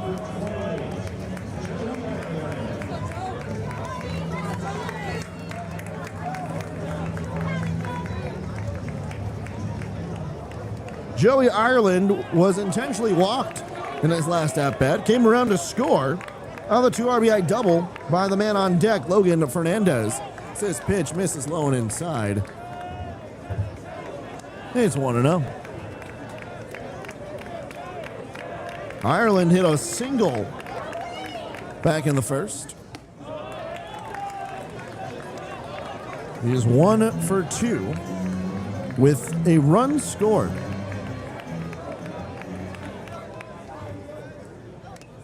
Foul ball makes the count 2-1.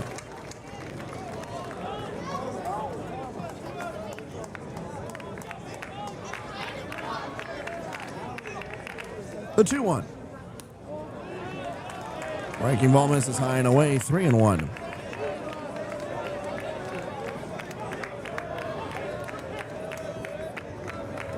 The 3-1 pitch. Misses, ball 4.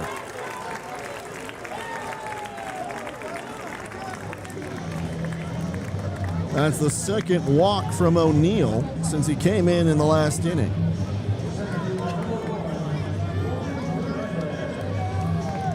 And that'll be Logan Fernandez to the plate. Fernandez had the big 2 RBI double that nearly left the yard down the left field line. Longo, however, on the Eagles, was able to get over the wall in nearly the same spot. First pitch blocked in the dirt, and the count 1-0. See if Fernandez is thinking if he can do it, why not I? Why can't I do it? Runner at first, the 1-0, 1 out. Another pitch well outside, 2-0.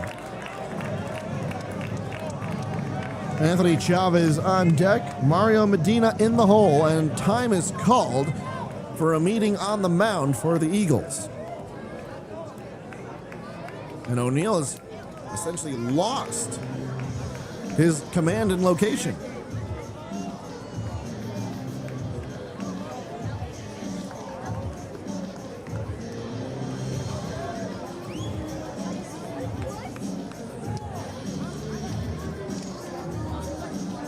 A double play does end the inning, so you got to imagine the coach is just trying to put things into perspective here.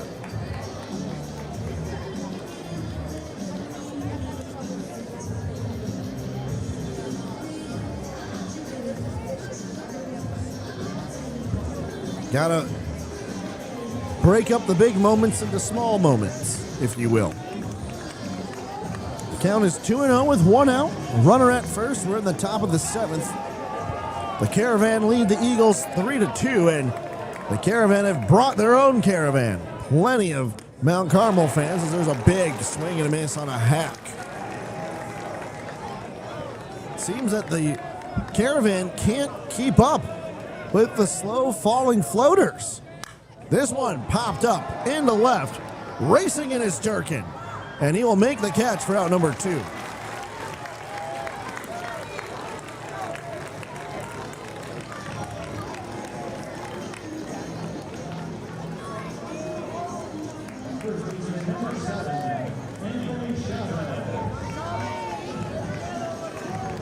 Now, Anthony Chavez to the plate. The lefty steps in. First pitch blocked in the dirt by Spinella, and he just smothers it before that ball could even think about getting past him. Joey Ireland at first. He's got some speed. Anthony Chavez standing a tall 6'3" from River Grove Elementary. Runner goes, throws high, nearly gets away. Dronek leaped in the air to keep that ball from going in to center field, but the tag coming down was close. So Joey Ireland gets a stolen base, moves to second.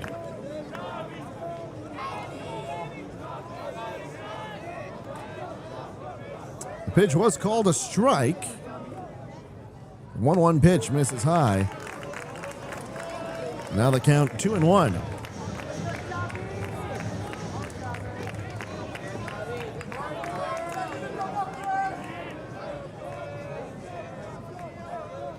Pickoff move to second. Smothered by Tomczak. That ball looked to be going over towards his left side, and it looks like Tomczak blocked that ball with the heel. So they're playing a heavy shift. Time called by Chavez.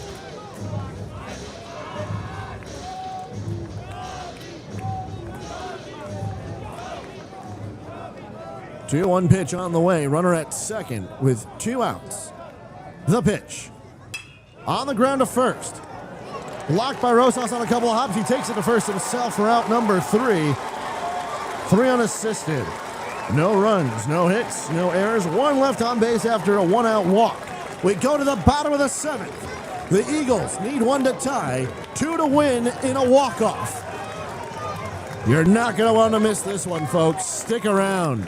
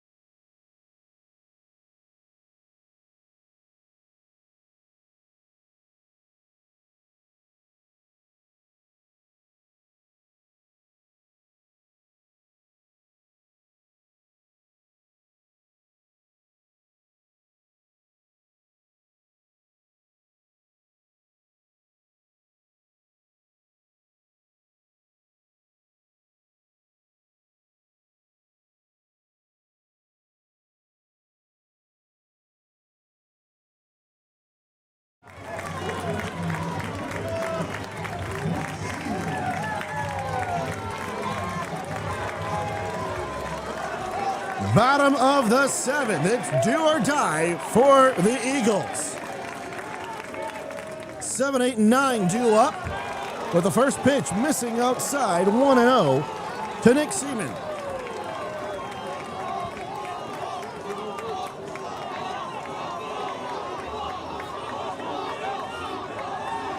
Tosi back out, fires in a strike at the knees. Tosi is looking to go the complete game.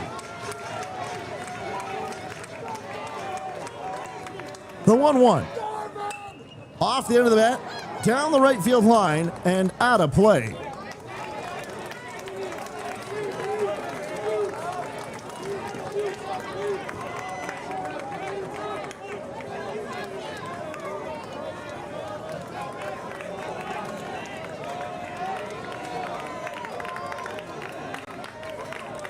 Here's the 1-2 pitch.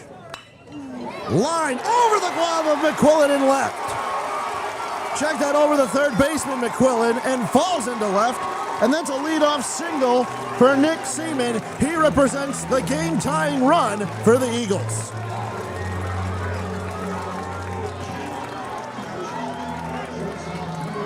That's his second single of the night.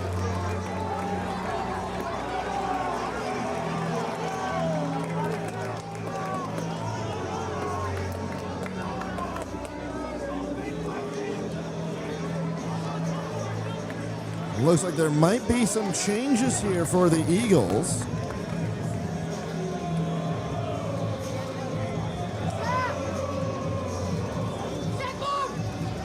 We talked about the MLB pedigree that Mount Carmel has. Carl Sandburg does have one big leaguer. Zach Rex played 2 years in 2021 to 2022 through 2 games. A lot of draft picks.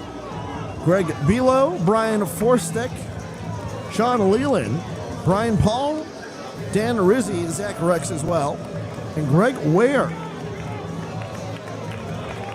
The most recent, Sean Leland and Brian Paul, drafted in 2019. Pickoff move to first, not in time. Paul was drafted by the Seattle Mariners.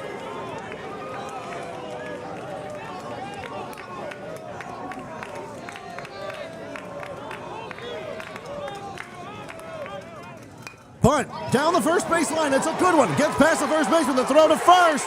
Not in time. He outruns the bunt. It's an infield bunt single. And runners are at first and second.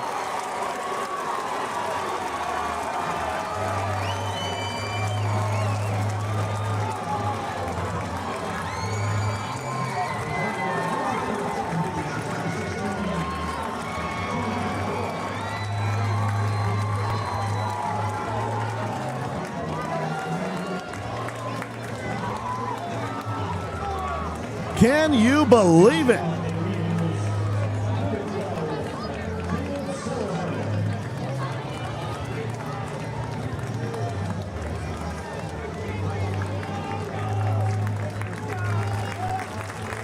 And that'll be it for Ian Tosi. The Caravan faithful standing in applause. Tosi had an incredible start. He gave up just the 2-run bomb, and that is what kept this game close. The Sandburg Eagles are singing him off. We'll tell you about the new pitcher coming in after the break.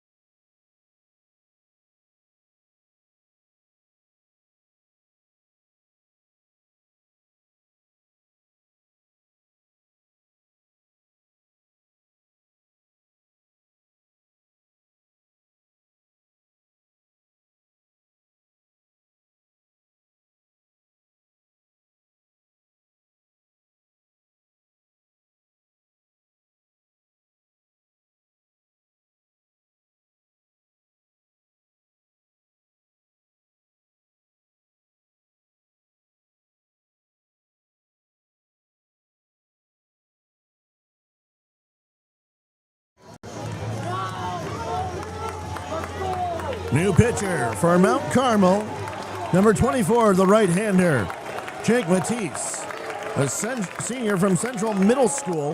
He will come in to try to get the final 3 outs and take Mount Carmel to the championship. Bunt, missed, fouled actually.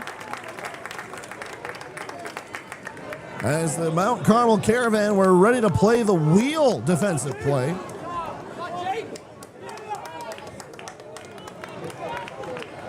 Caleb Sullivan comes in to pinch hit.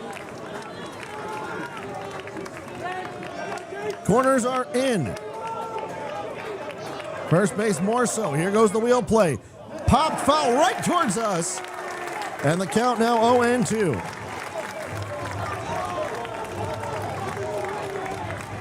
Tosi's night over. 6 innings pitched. 8 hits, 2 runs all earned, no walks and 7 strikeouts. He is responsible for the runners at first and second, so his line not over just yet. Matisse is going to have to swing here.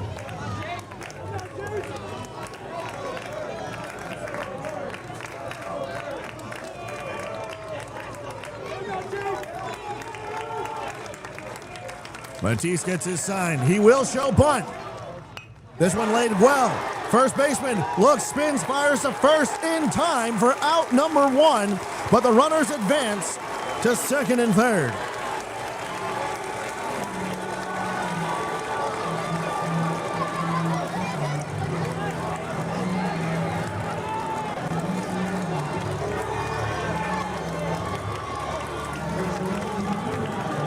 So Caleb Sullivan comes in as a pinch hitter and gets the job done with 2 strikes, lays down a bunt, moves the runners from first to second and third. The tying run is 90 feet away. The go-ahead run at second base. First pitch. Misses low. It's the top of the order. Lucas Rosas. He's 1 for 3. Came around to score in the 6th, had a single in that last inning as well. Can he be the hero tonight for the Eagles? The 1-0. Popped into center field. Coming in is Fernandez. The catch is made. The runner will tag. The throw to the plate was cut off. The throw not in time. We're tied 3-3.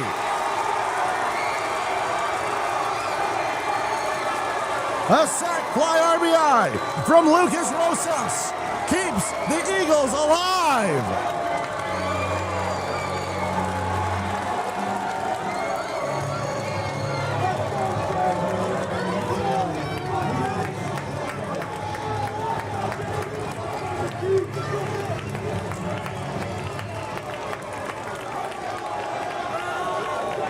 Lucas Medikevich with a runner in scoring position. Time is called at a meeting on the mound between Medina and Matisse. They are going to intentionally walk Medikevich.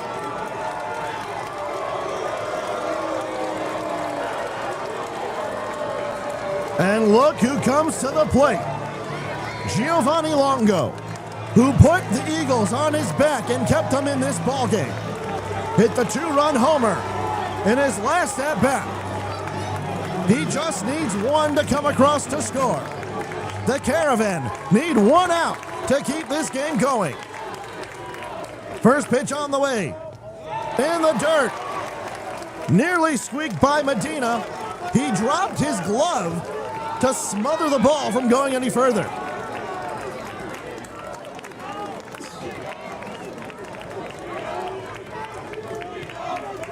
Runners at first and second, 2 outs.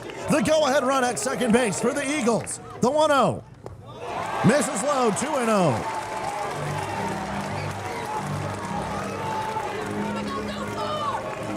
Giovanni Longo, the hero so far for the Eagles, who put them back in the game with a 2-run shot down the left field line, has runners at first and second with 2 outs and a 2-0 count.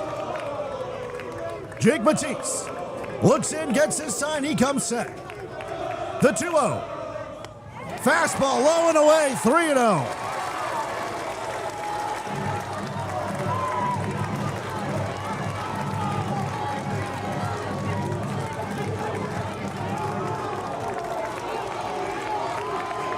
3 balls, no strikes.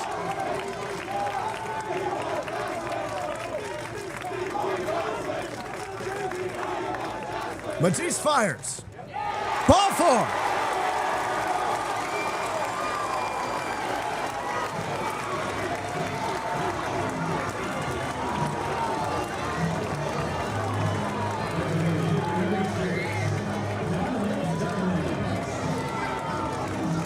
The bases are loaded for Dominic Diamond.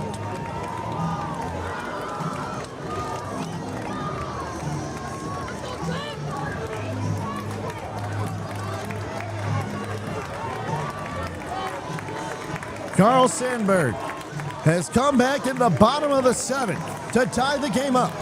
The winning run, 90 feet away. Diamond's 1 for 3. A single in his last at-bat. He struck out in his first 2. The first pitch. In the dirt.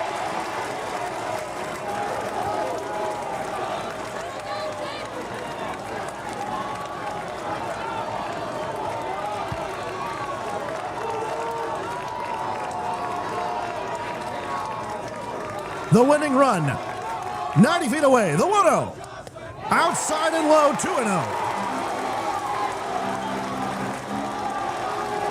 Time called. Infield coming in for a meeting.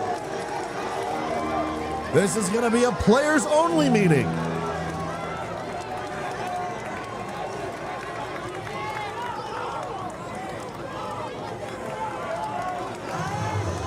It's a quick meeting. They all give each other fist bumps as if to tell each other, let's get this final out. That is the goal for the Caravan. The goal for the Eagles is to get Dronick across to score. 2 balls, no strikes, 2 outs, bases loaded. The championship winning run for the Super Sectionals, 90 feet away. Matisse calls time.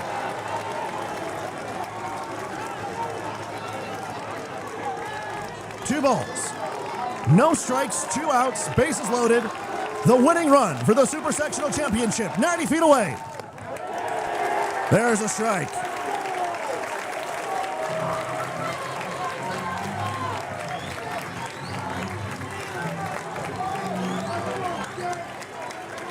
Dominic Diamond with the bases loaded. The Super Sectional Championship run, 90 feet away. Matisse comes set. Time called by Diamond.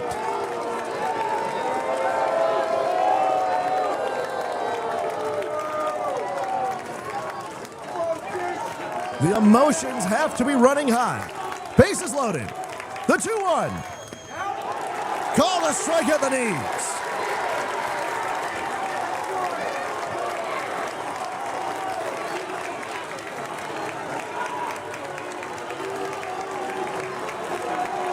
Two balls, 2 strikes, 2 outs, bases loaded. The championship winning run, 90 feet away. The pitch, ball 3.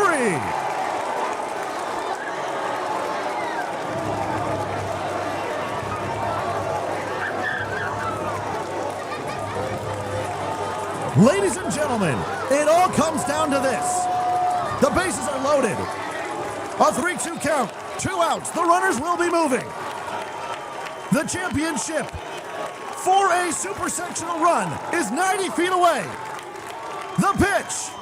Crushed deep to left. And it will be caught for out number 3. And the Caravan are going crazy. We will have extra innings baseball.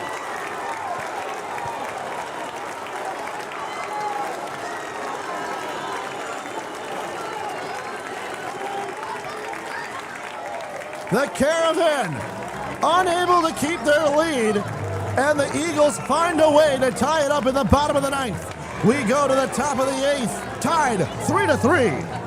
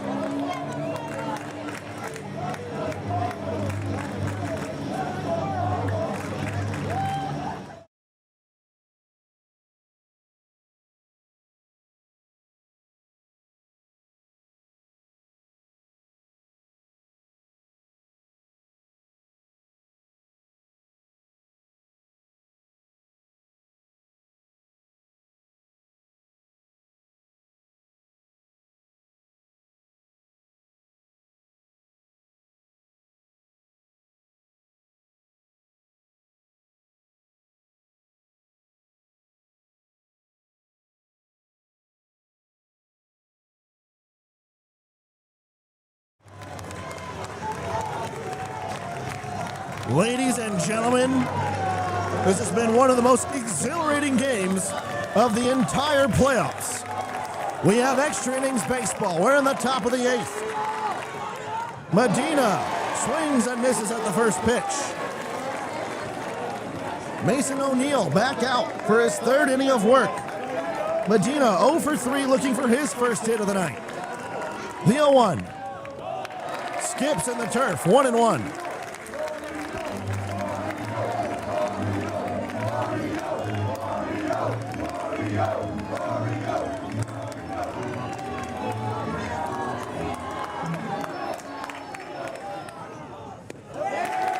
One pitch, misses. 2-1.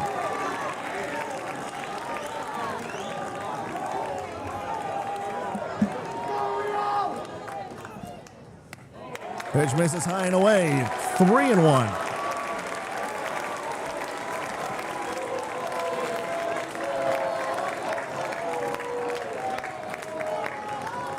The 3-1. Inside ball four.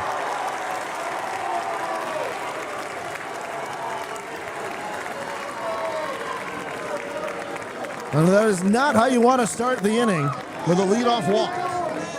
There will be a courtesy runner. Ahmad Dunbar, a junior, will be the courtesy runner to the catcher.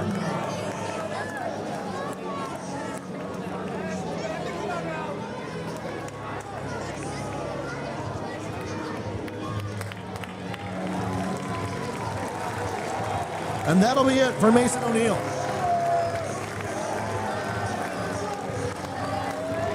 O'Neill gets a standing ovation for keeping the Caravan scoreless through the 6th and 7th innings. And a new pitcher coming out. We'll tell you about him after the break.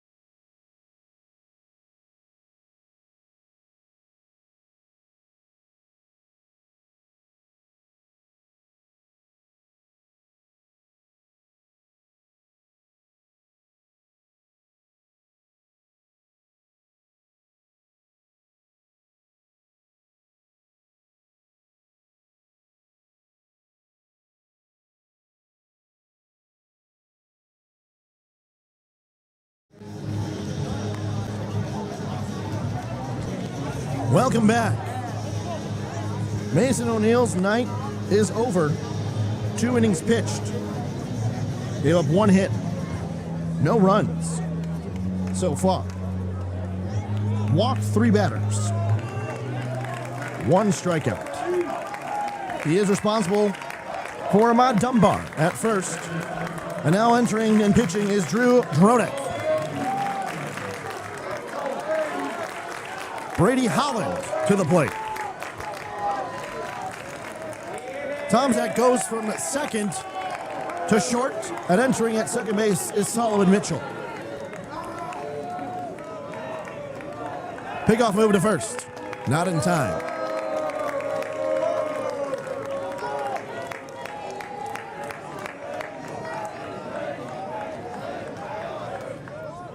Bunt shown. Pitch was in the dirt. Pulled away is the bunt from Holland. And the count goes 1-0.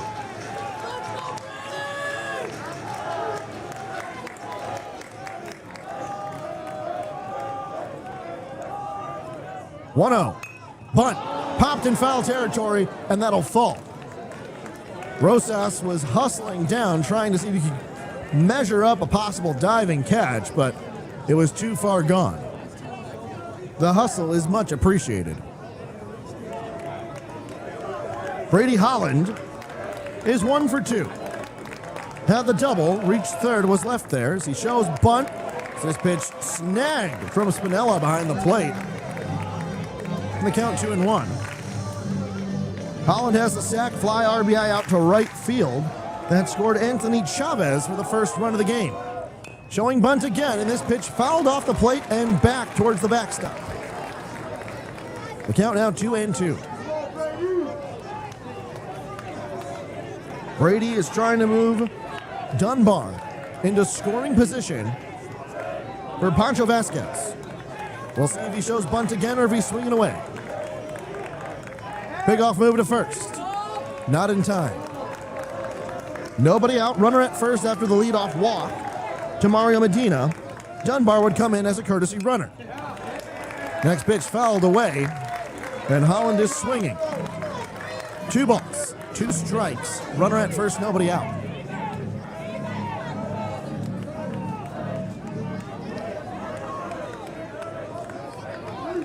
Here's the 2-2. Misses low. Runner goes. Throw is offline.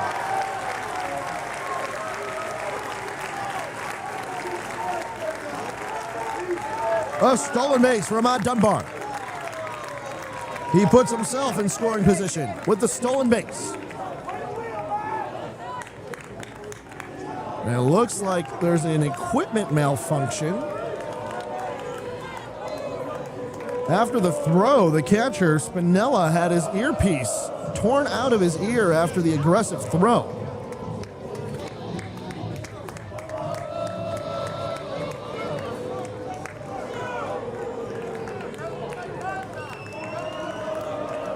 Brady Holland to the plate with a runner in scoring position, and Ahmad Dunbar.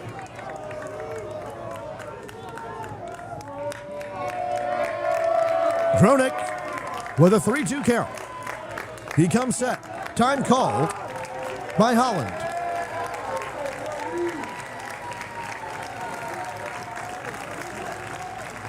A little bit of the mind games happening now. The go-ahead run for the Caravan at second base. 3-2. High and inside, ball 4.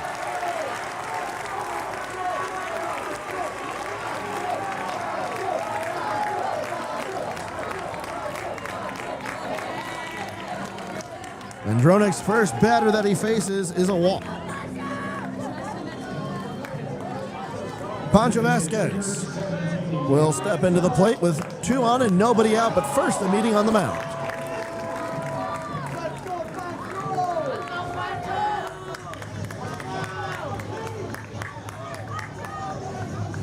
To think that the Eagles had the bases loaded just 1/2 inning ago, this game could have been well over. And it looks like we'll have another pitching change.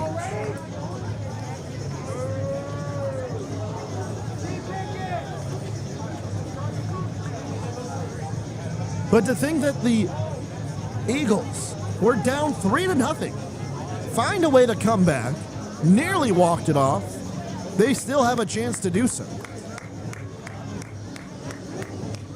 So it looks like Dronick will go back to short. Maybe Tomczak will come into pitch.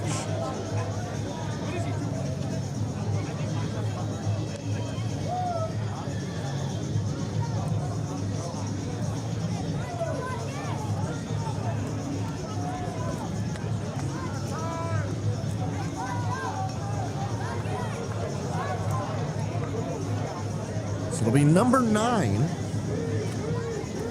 Lucas Rosas, to come into pitch.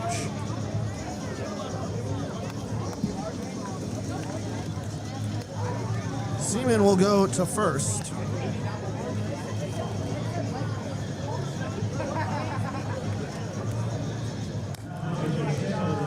Tomczak will go to third. And Dronick will come back to short.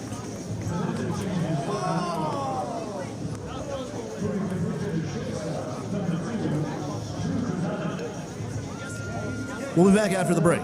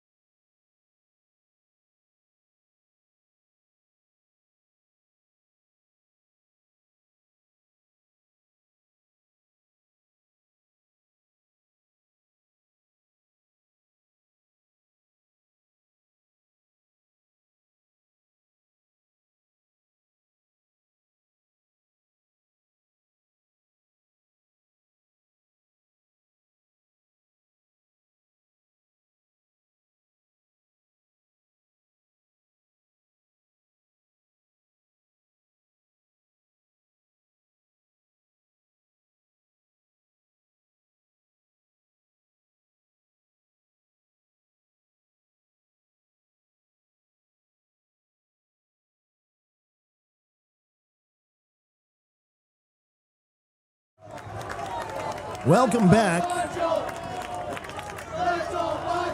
A lot of defensive changes as Pancho Vasquez will come to the plate. He will show bunt. This pitch well outside. Diving is Spinella to make the catch. And that's ball one. Let's take a look at the defensive changes here. For Sandburg, Seaman goes from third to first. Tomczak goes from short to third. As Dronek goes back, Mitchell stays in at second. The 1-0. Bunt misses. And the count 1-1. Seaman is creeping in down that first base side. Hoping for a pop-up, perhaps. The 1-1. Popped over towards third. That ball is going to go down the third baseline just foul. It was dancing on the line. Kind of like an acrobatic tightrope. Just until the last second, the spin took it.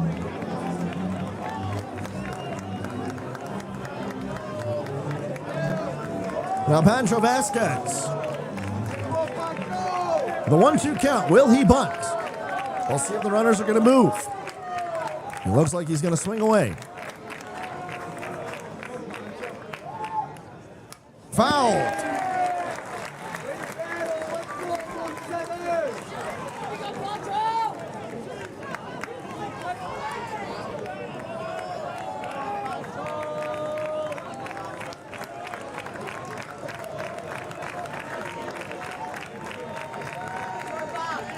Time called.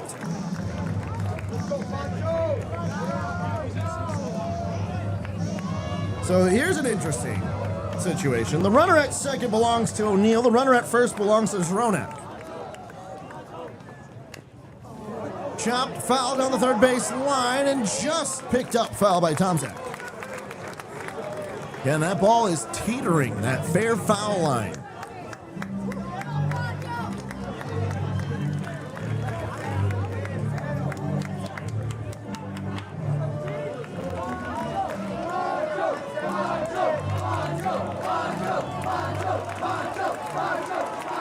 The crowd chanting Pancho.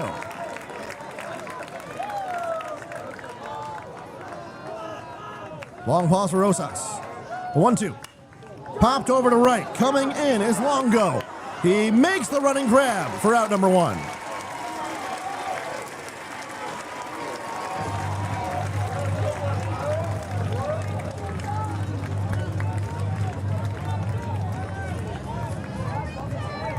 And that'll be Cullen Winters.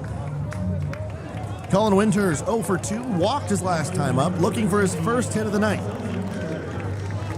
Can he get it here at extra innings? We're on the top of the eighth, tied 3-3 between the Caravan and the Eagles. That's Mount Carmel and Carl Sandburg. One out, runners at first and second. Double play is in order. Fouled away.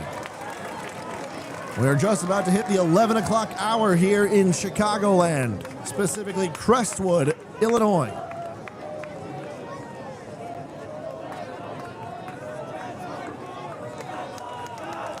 And here comes the rain, starting to drizzle. Will that play a factor? Who knows? Time called by Winters. It's a light drizzle, nothing too crazy.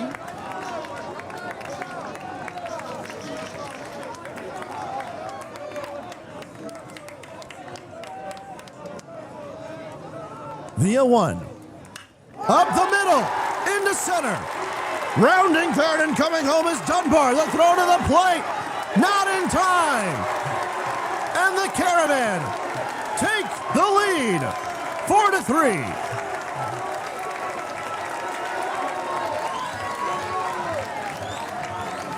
An RBI single by Cullen Winters puts the Caravan back on top.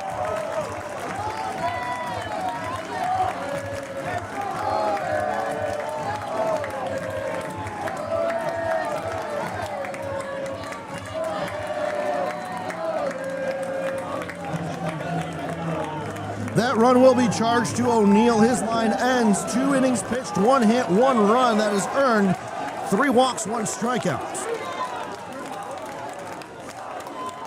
And now pinch hitting number 23, Jonathan Osorino.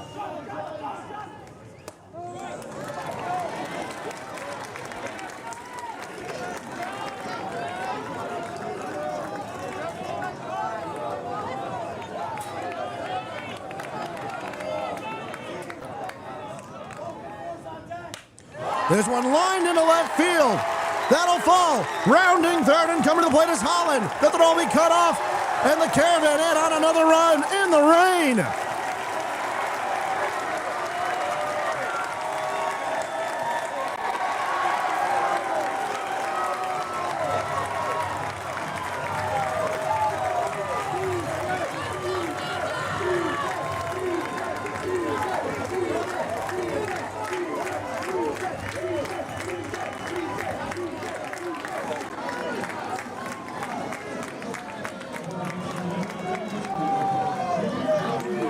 That run will be charged to Dronick.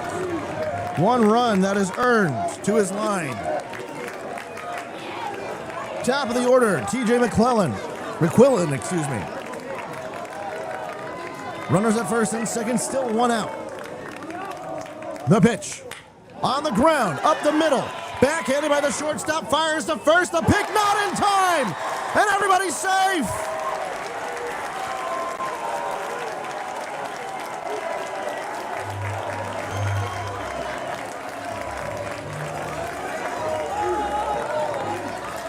That'll be an error on the first baseman.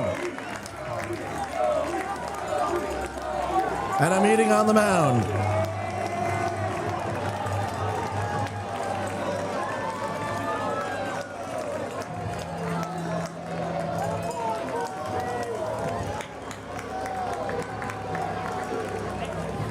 That'll do it for Rosas.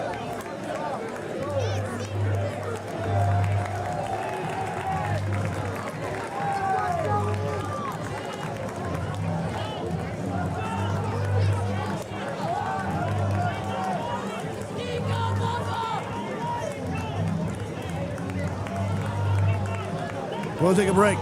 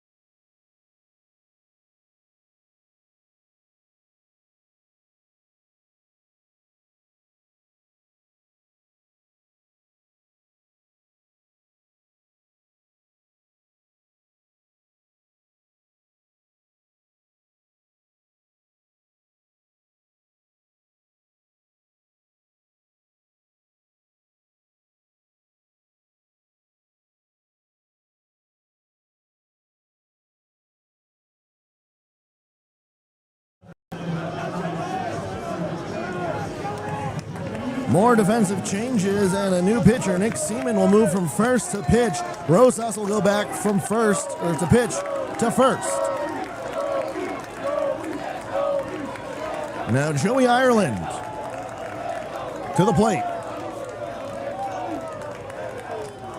Bases loaded, 1 out. Fouled away.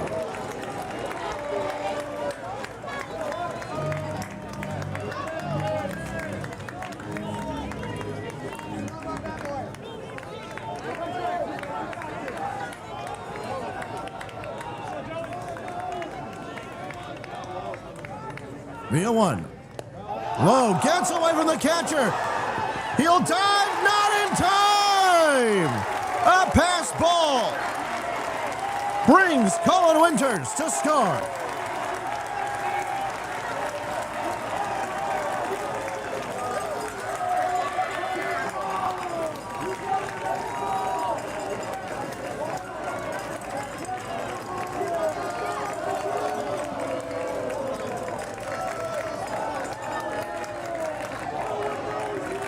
Runners are now at second and third, a 1-1 count. 1 out. Popped up on the infield. Going out is Mitchell. Coming in is Longo. He makes the catch in shallow right center field, just behind the second baseman for out number 2.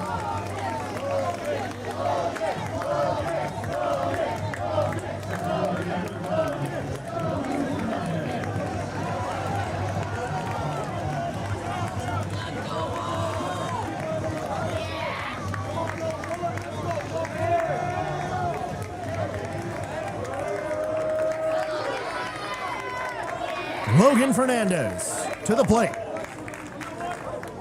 And they will intentionally walk him.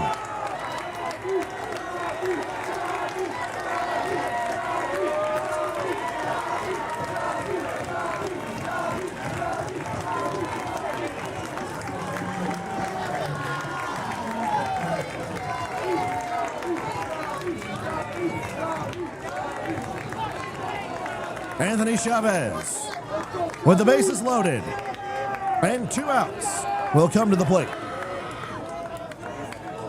He is the 9th batter to bat in this inning.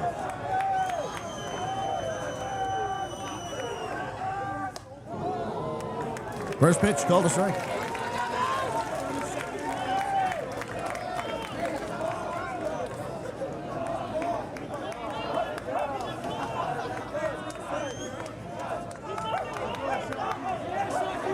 Time called by Chavez.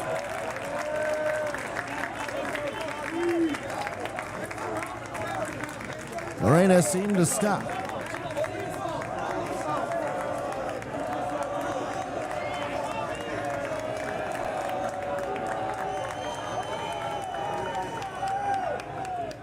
The 0-1.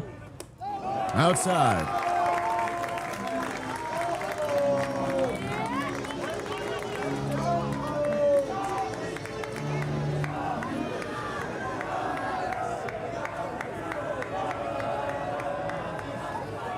The 1-1 pitch. Oh, line down the first base line. Nearly took out the first base coach.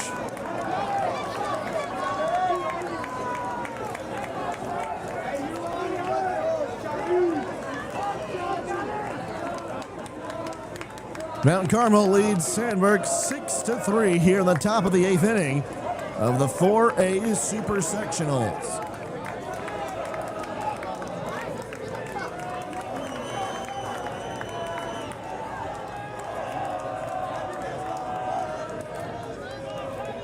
Time call.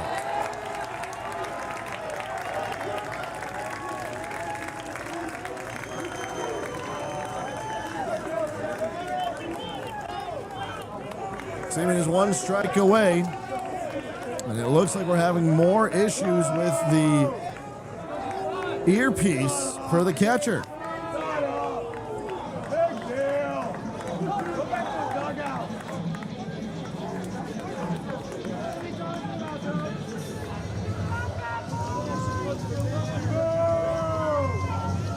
A meeting on the mound between the catcher and the pitcher. Manella and Seaman.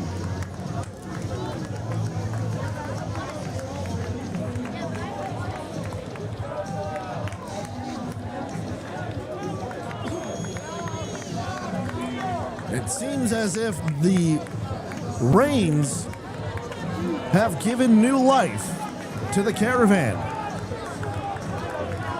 They take a 3-run lead here with 3 runs in the 8th. Here's the 1-2. Misses low. 2-2.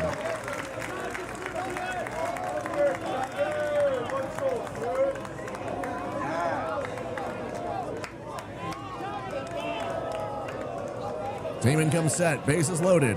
The 2-2 pitch with 2 outs. Lined into right center field, and the center fielder leaps up, makes the grab. Medikowicz gets that third elusive out. And now the Eagles need 3 to tie, 4 to win. It doesn't get more exhilarating than this. Stick around, we'll be back.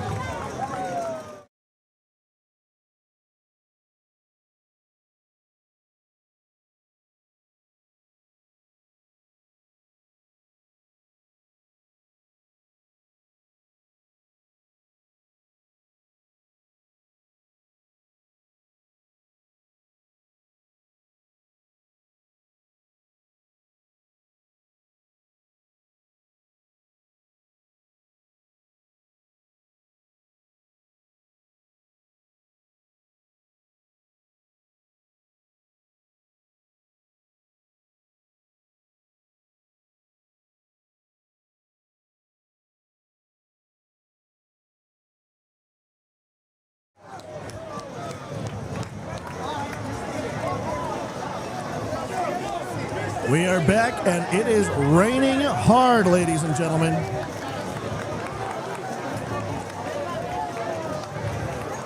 A 6-3 lead here for the Caravan. And the rain is causing everyone to seek shelter.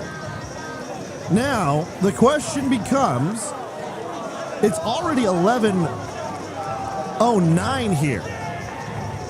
As our camera is starting to get soaked, it looks like we will play on. The home plate umpire is telling the boys to hurry up. I will clear our camera off here.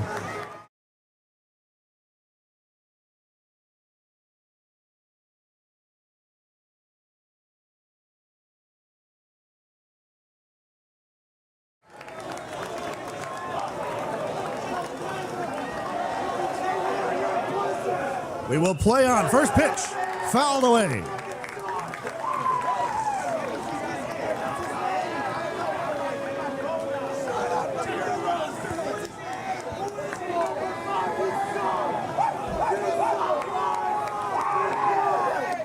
Next pitch, high and away, 1-0. Check that 1-1.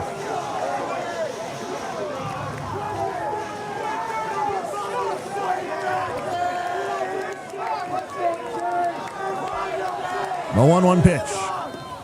Low and inside. 2-1.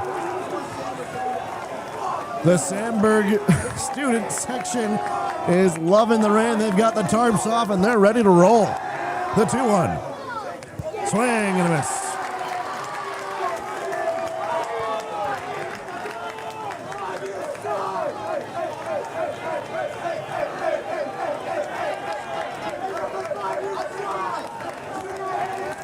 The 2-2 pitch on the way.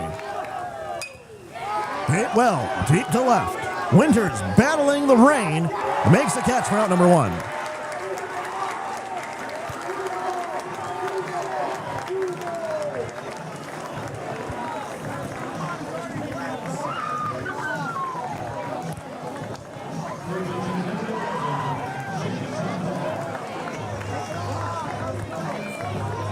Now Jake Tomzak to the plate.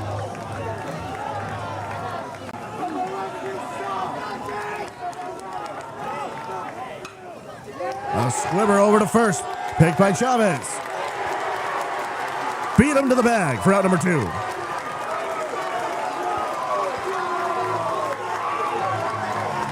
And now the Caravan are 1 out away from securing the Super Sectional Championship and going to the IHSA State Championship.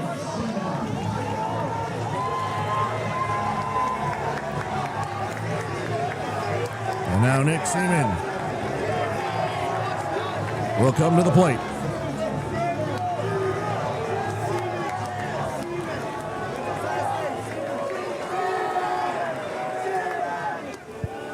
Next pitch misses.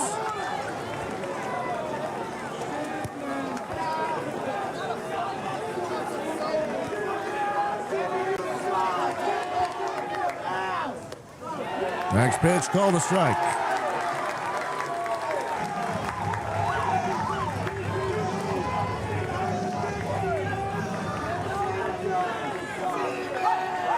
The 1-1.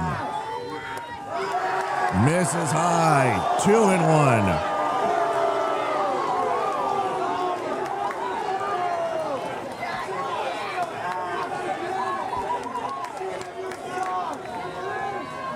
Two-one pitch down the third base line and foul.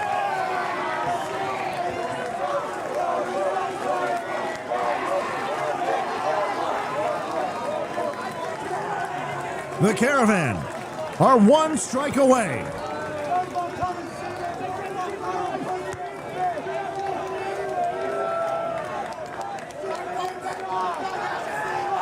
The 2-2 pitch on the way. Low ball 3.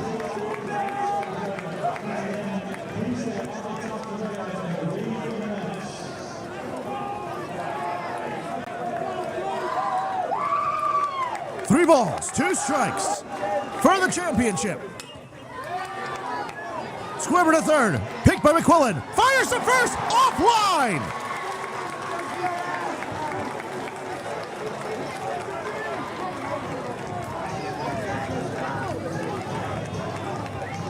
That ball might have been just a little too wet, and McQuillan couldn't grip it well. It'll go as an E5.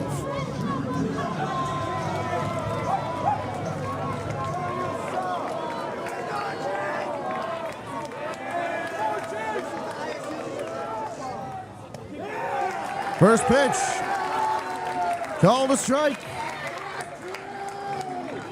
Cruz Ronick to the plate. The rain slowing down now. The 0-1. Hit well to left. Winters going back. This could do it. He makes the catch.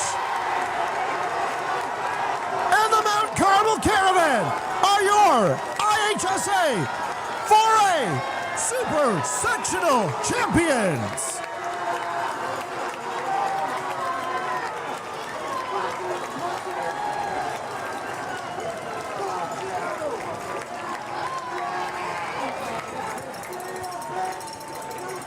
It took extra innings, a whole lot of rain, and a whole lot of emotion.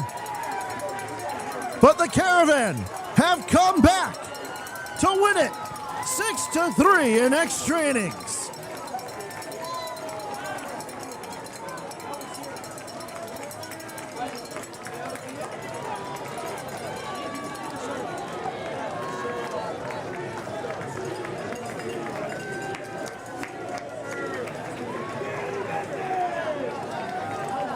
Thank you for tuning in to this edition of the IHSA Playoffs.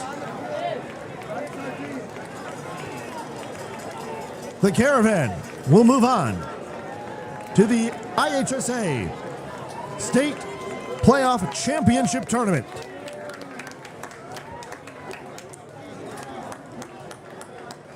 For all of us here who make this broadcast possible, I'm Andre Seda signing off. Final score: Caravan 6 runs on 8 hits, 1 error. The Eagles 3 runs on 8 hits, 1 error. Have a good night, and congratulations again to the 4A IHSA Super Sectional Champions, the Mount Carmel Caravan.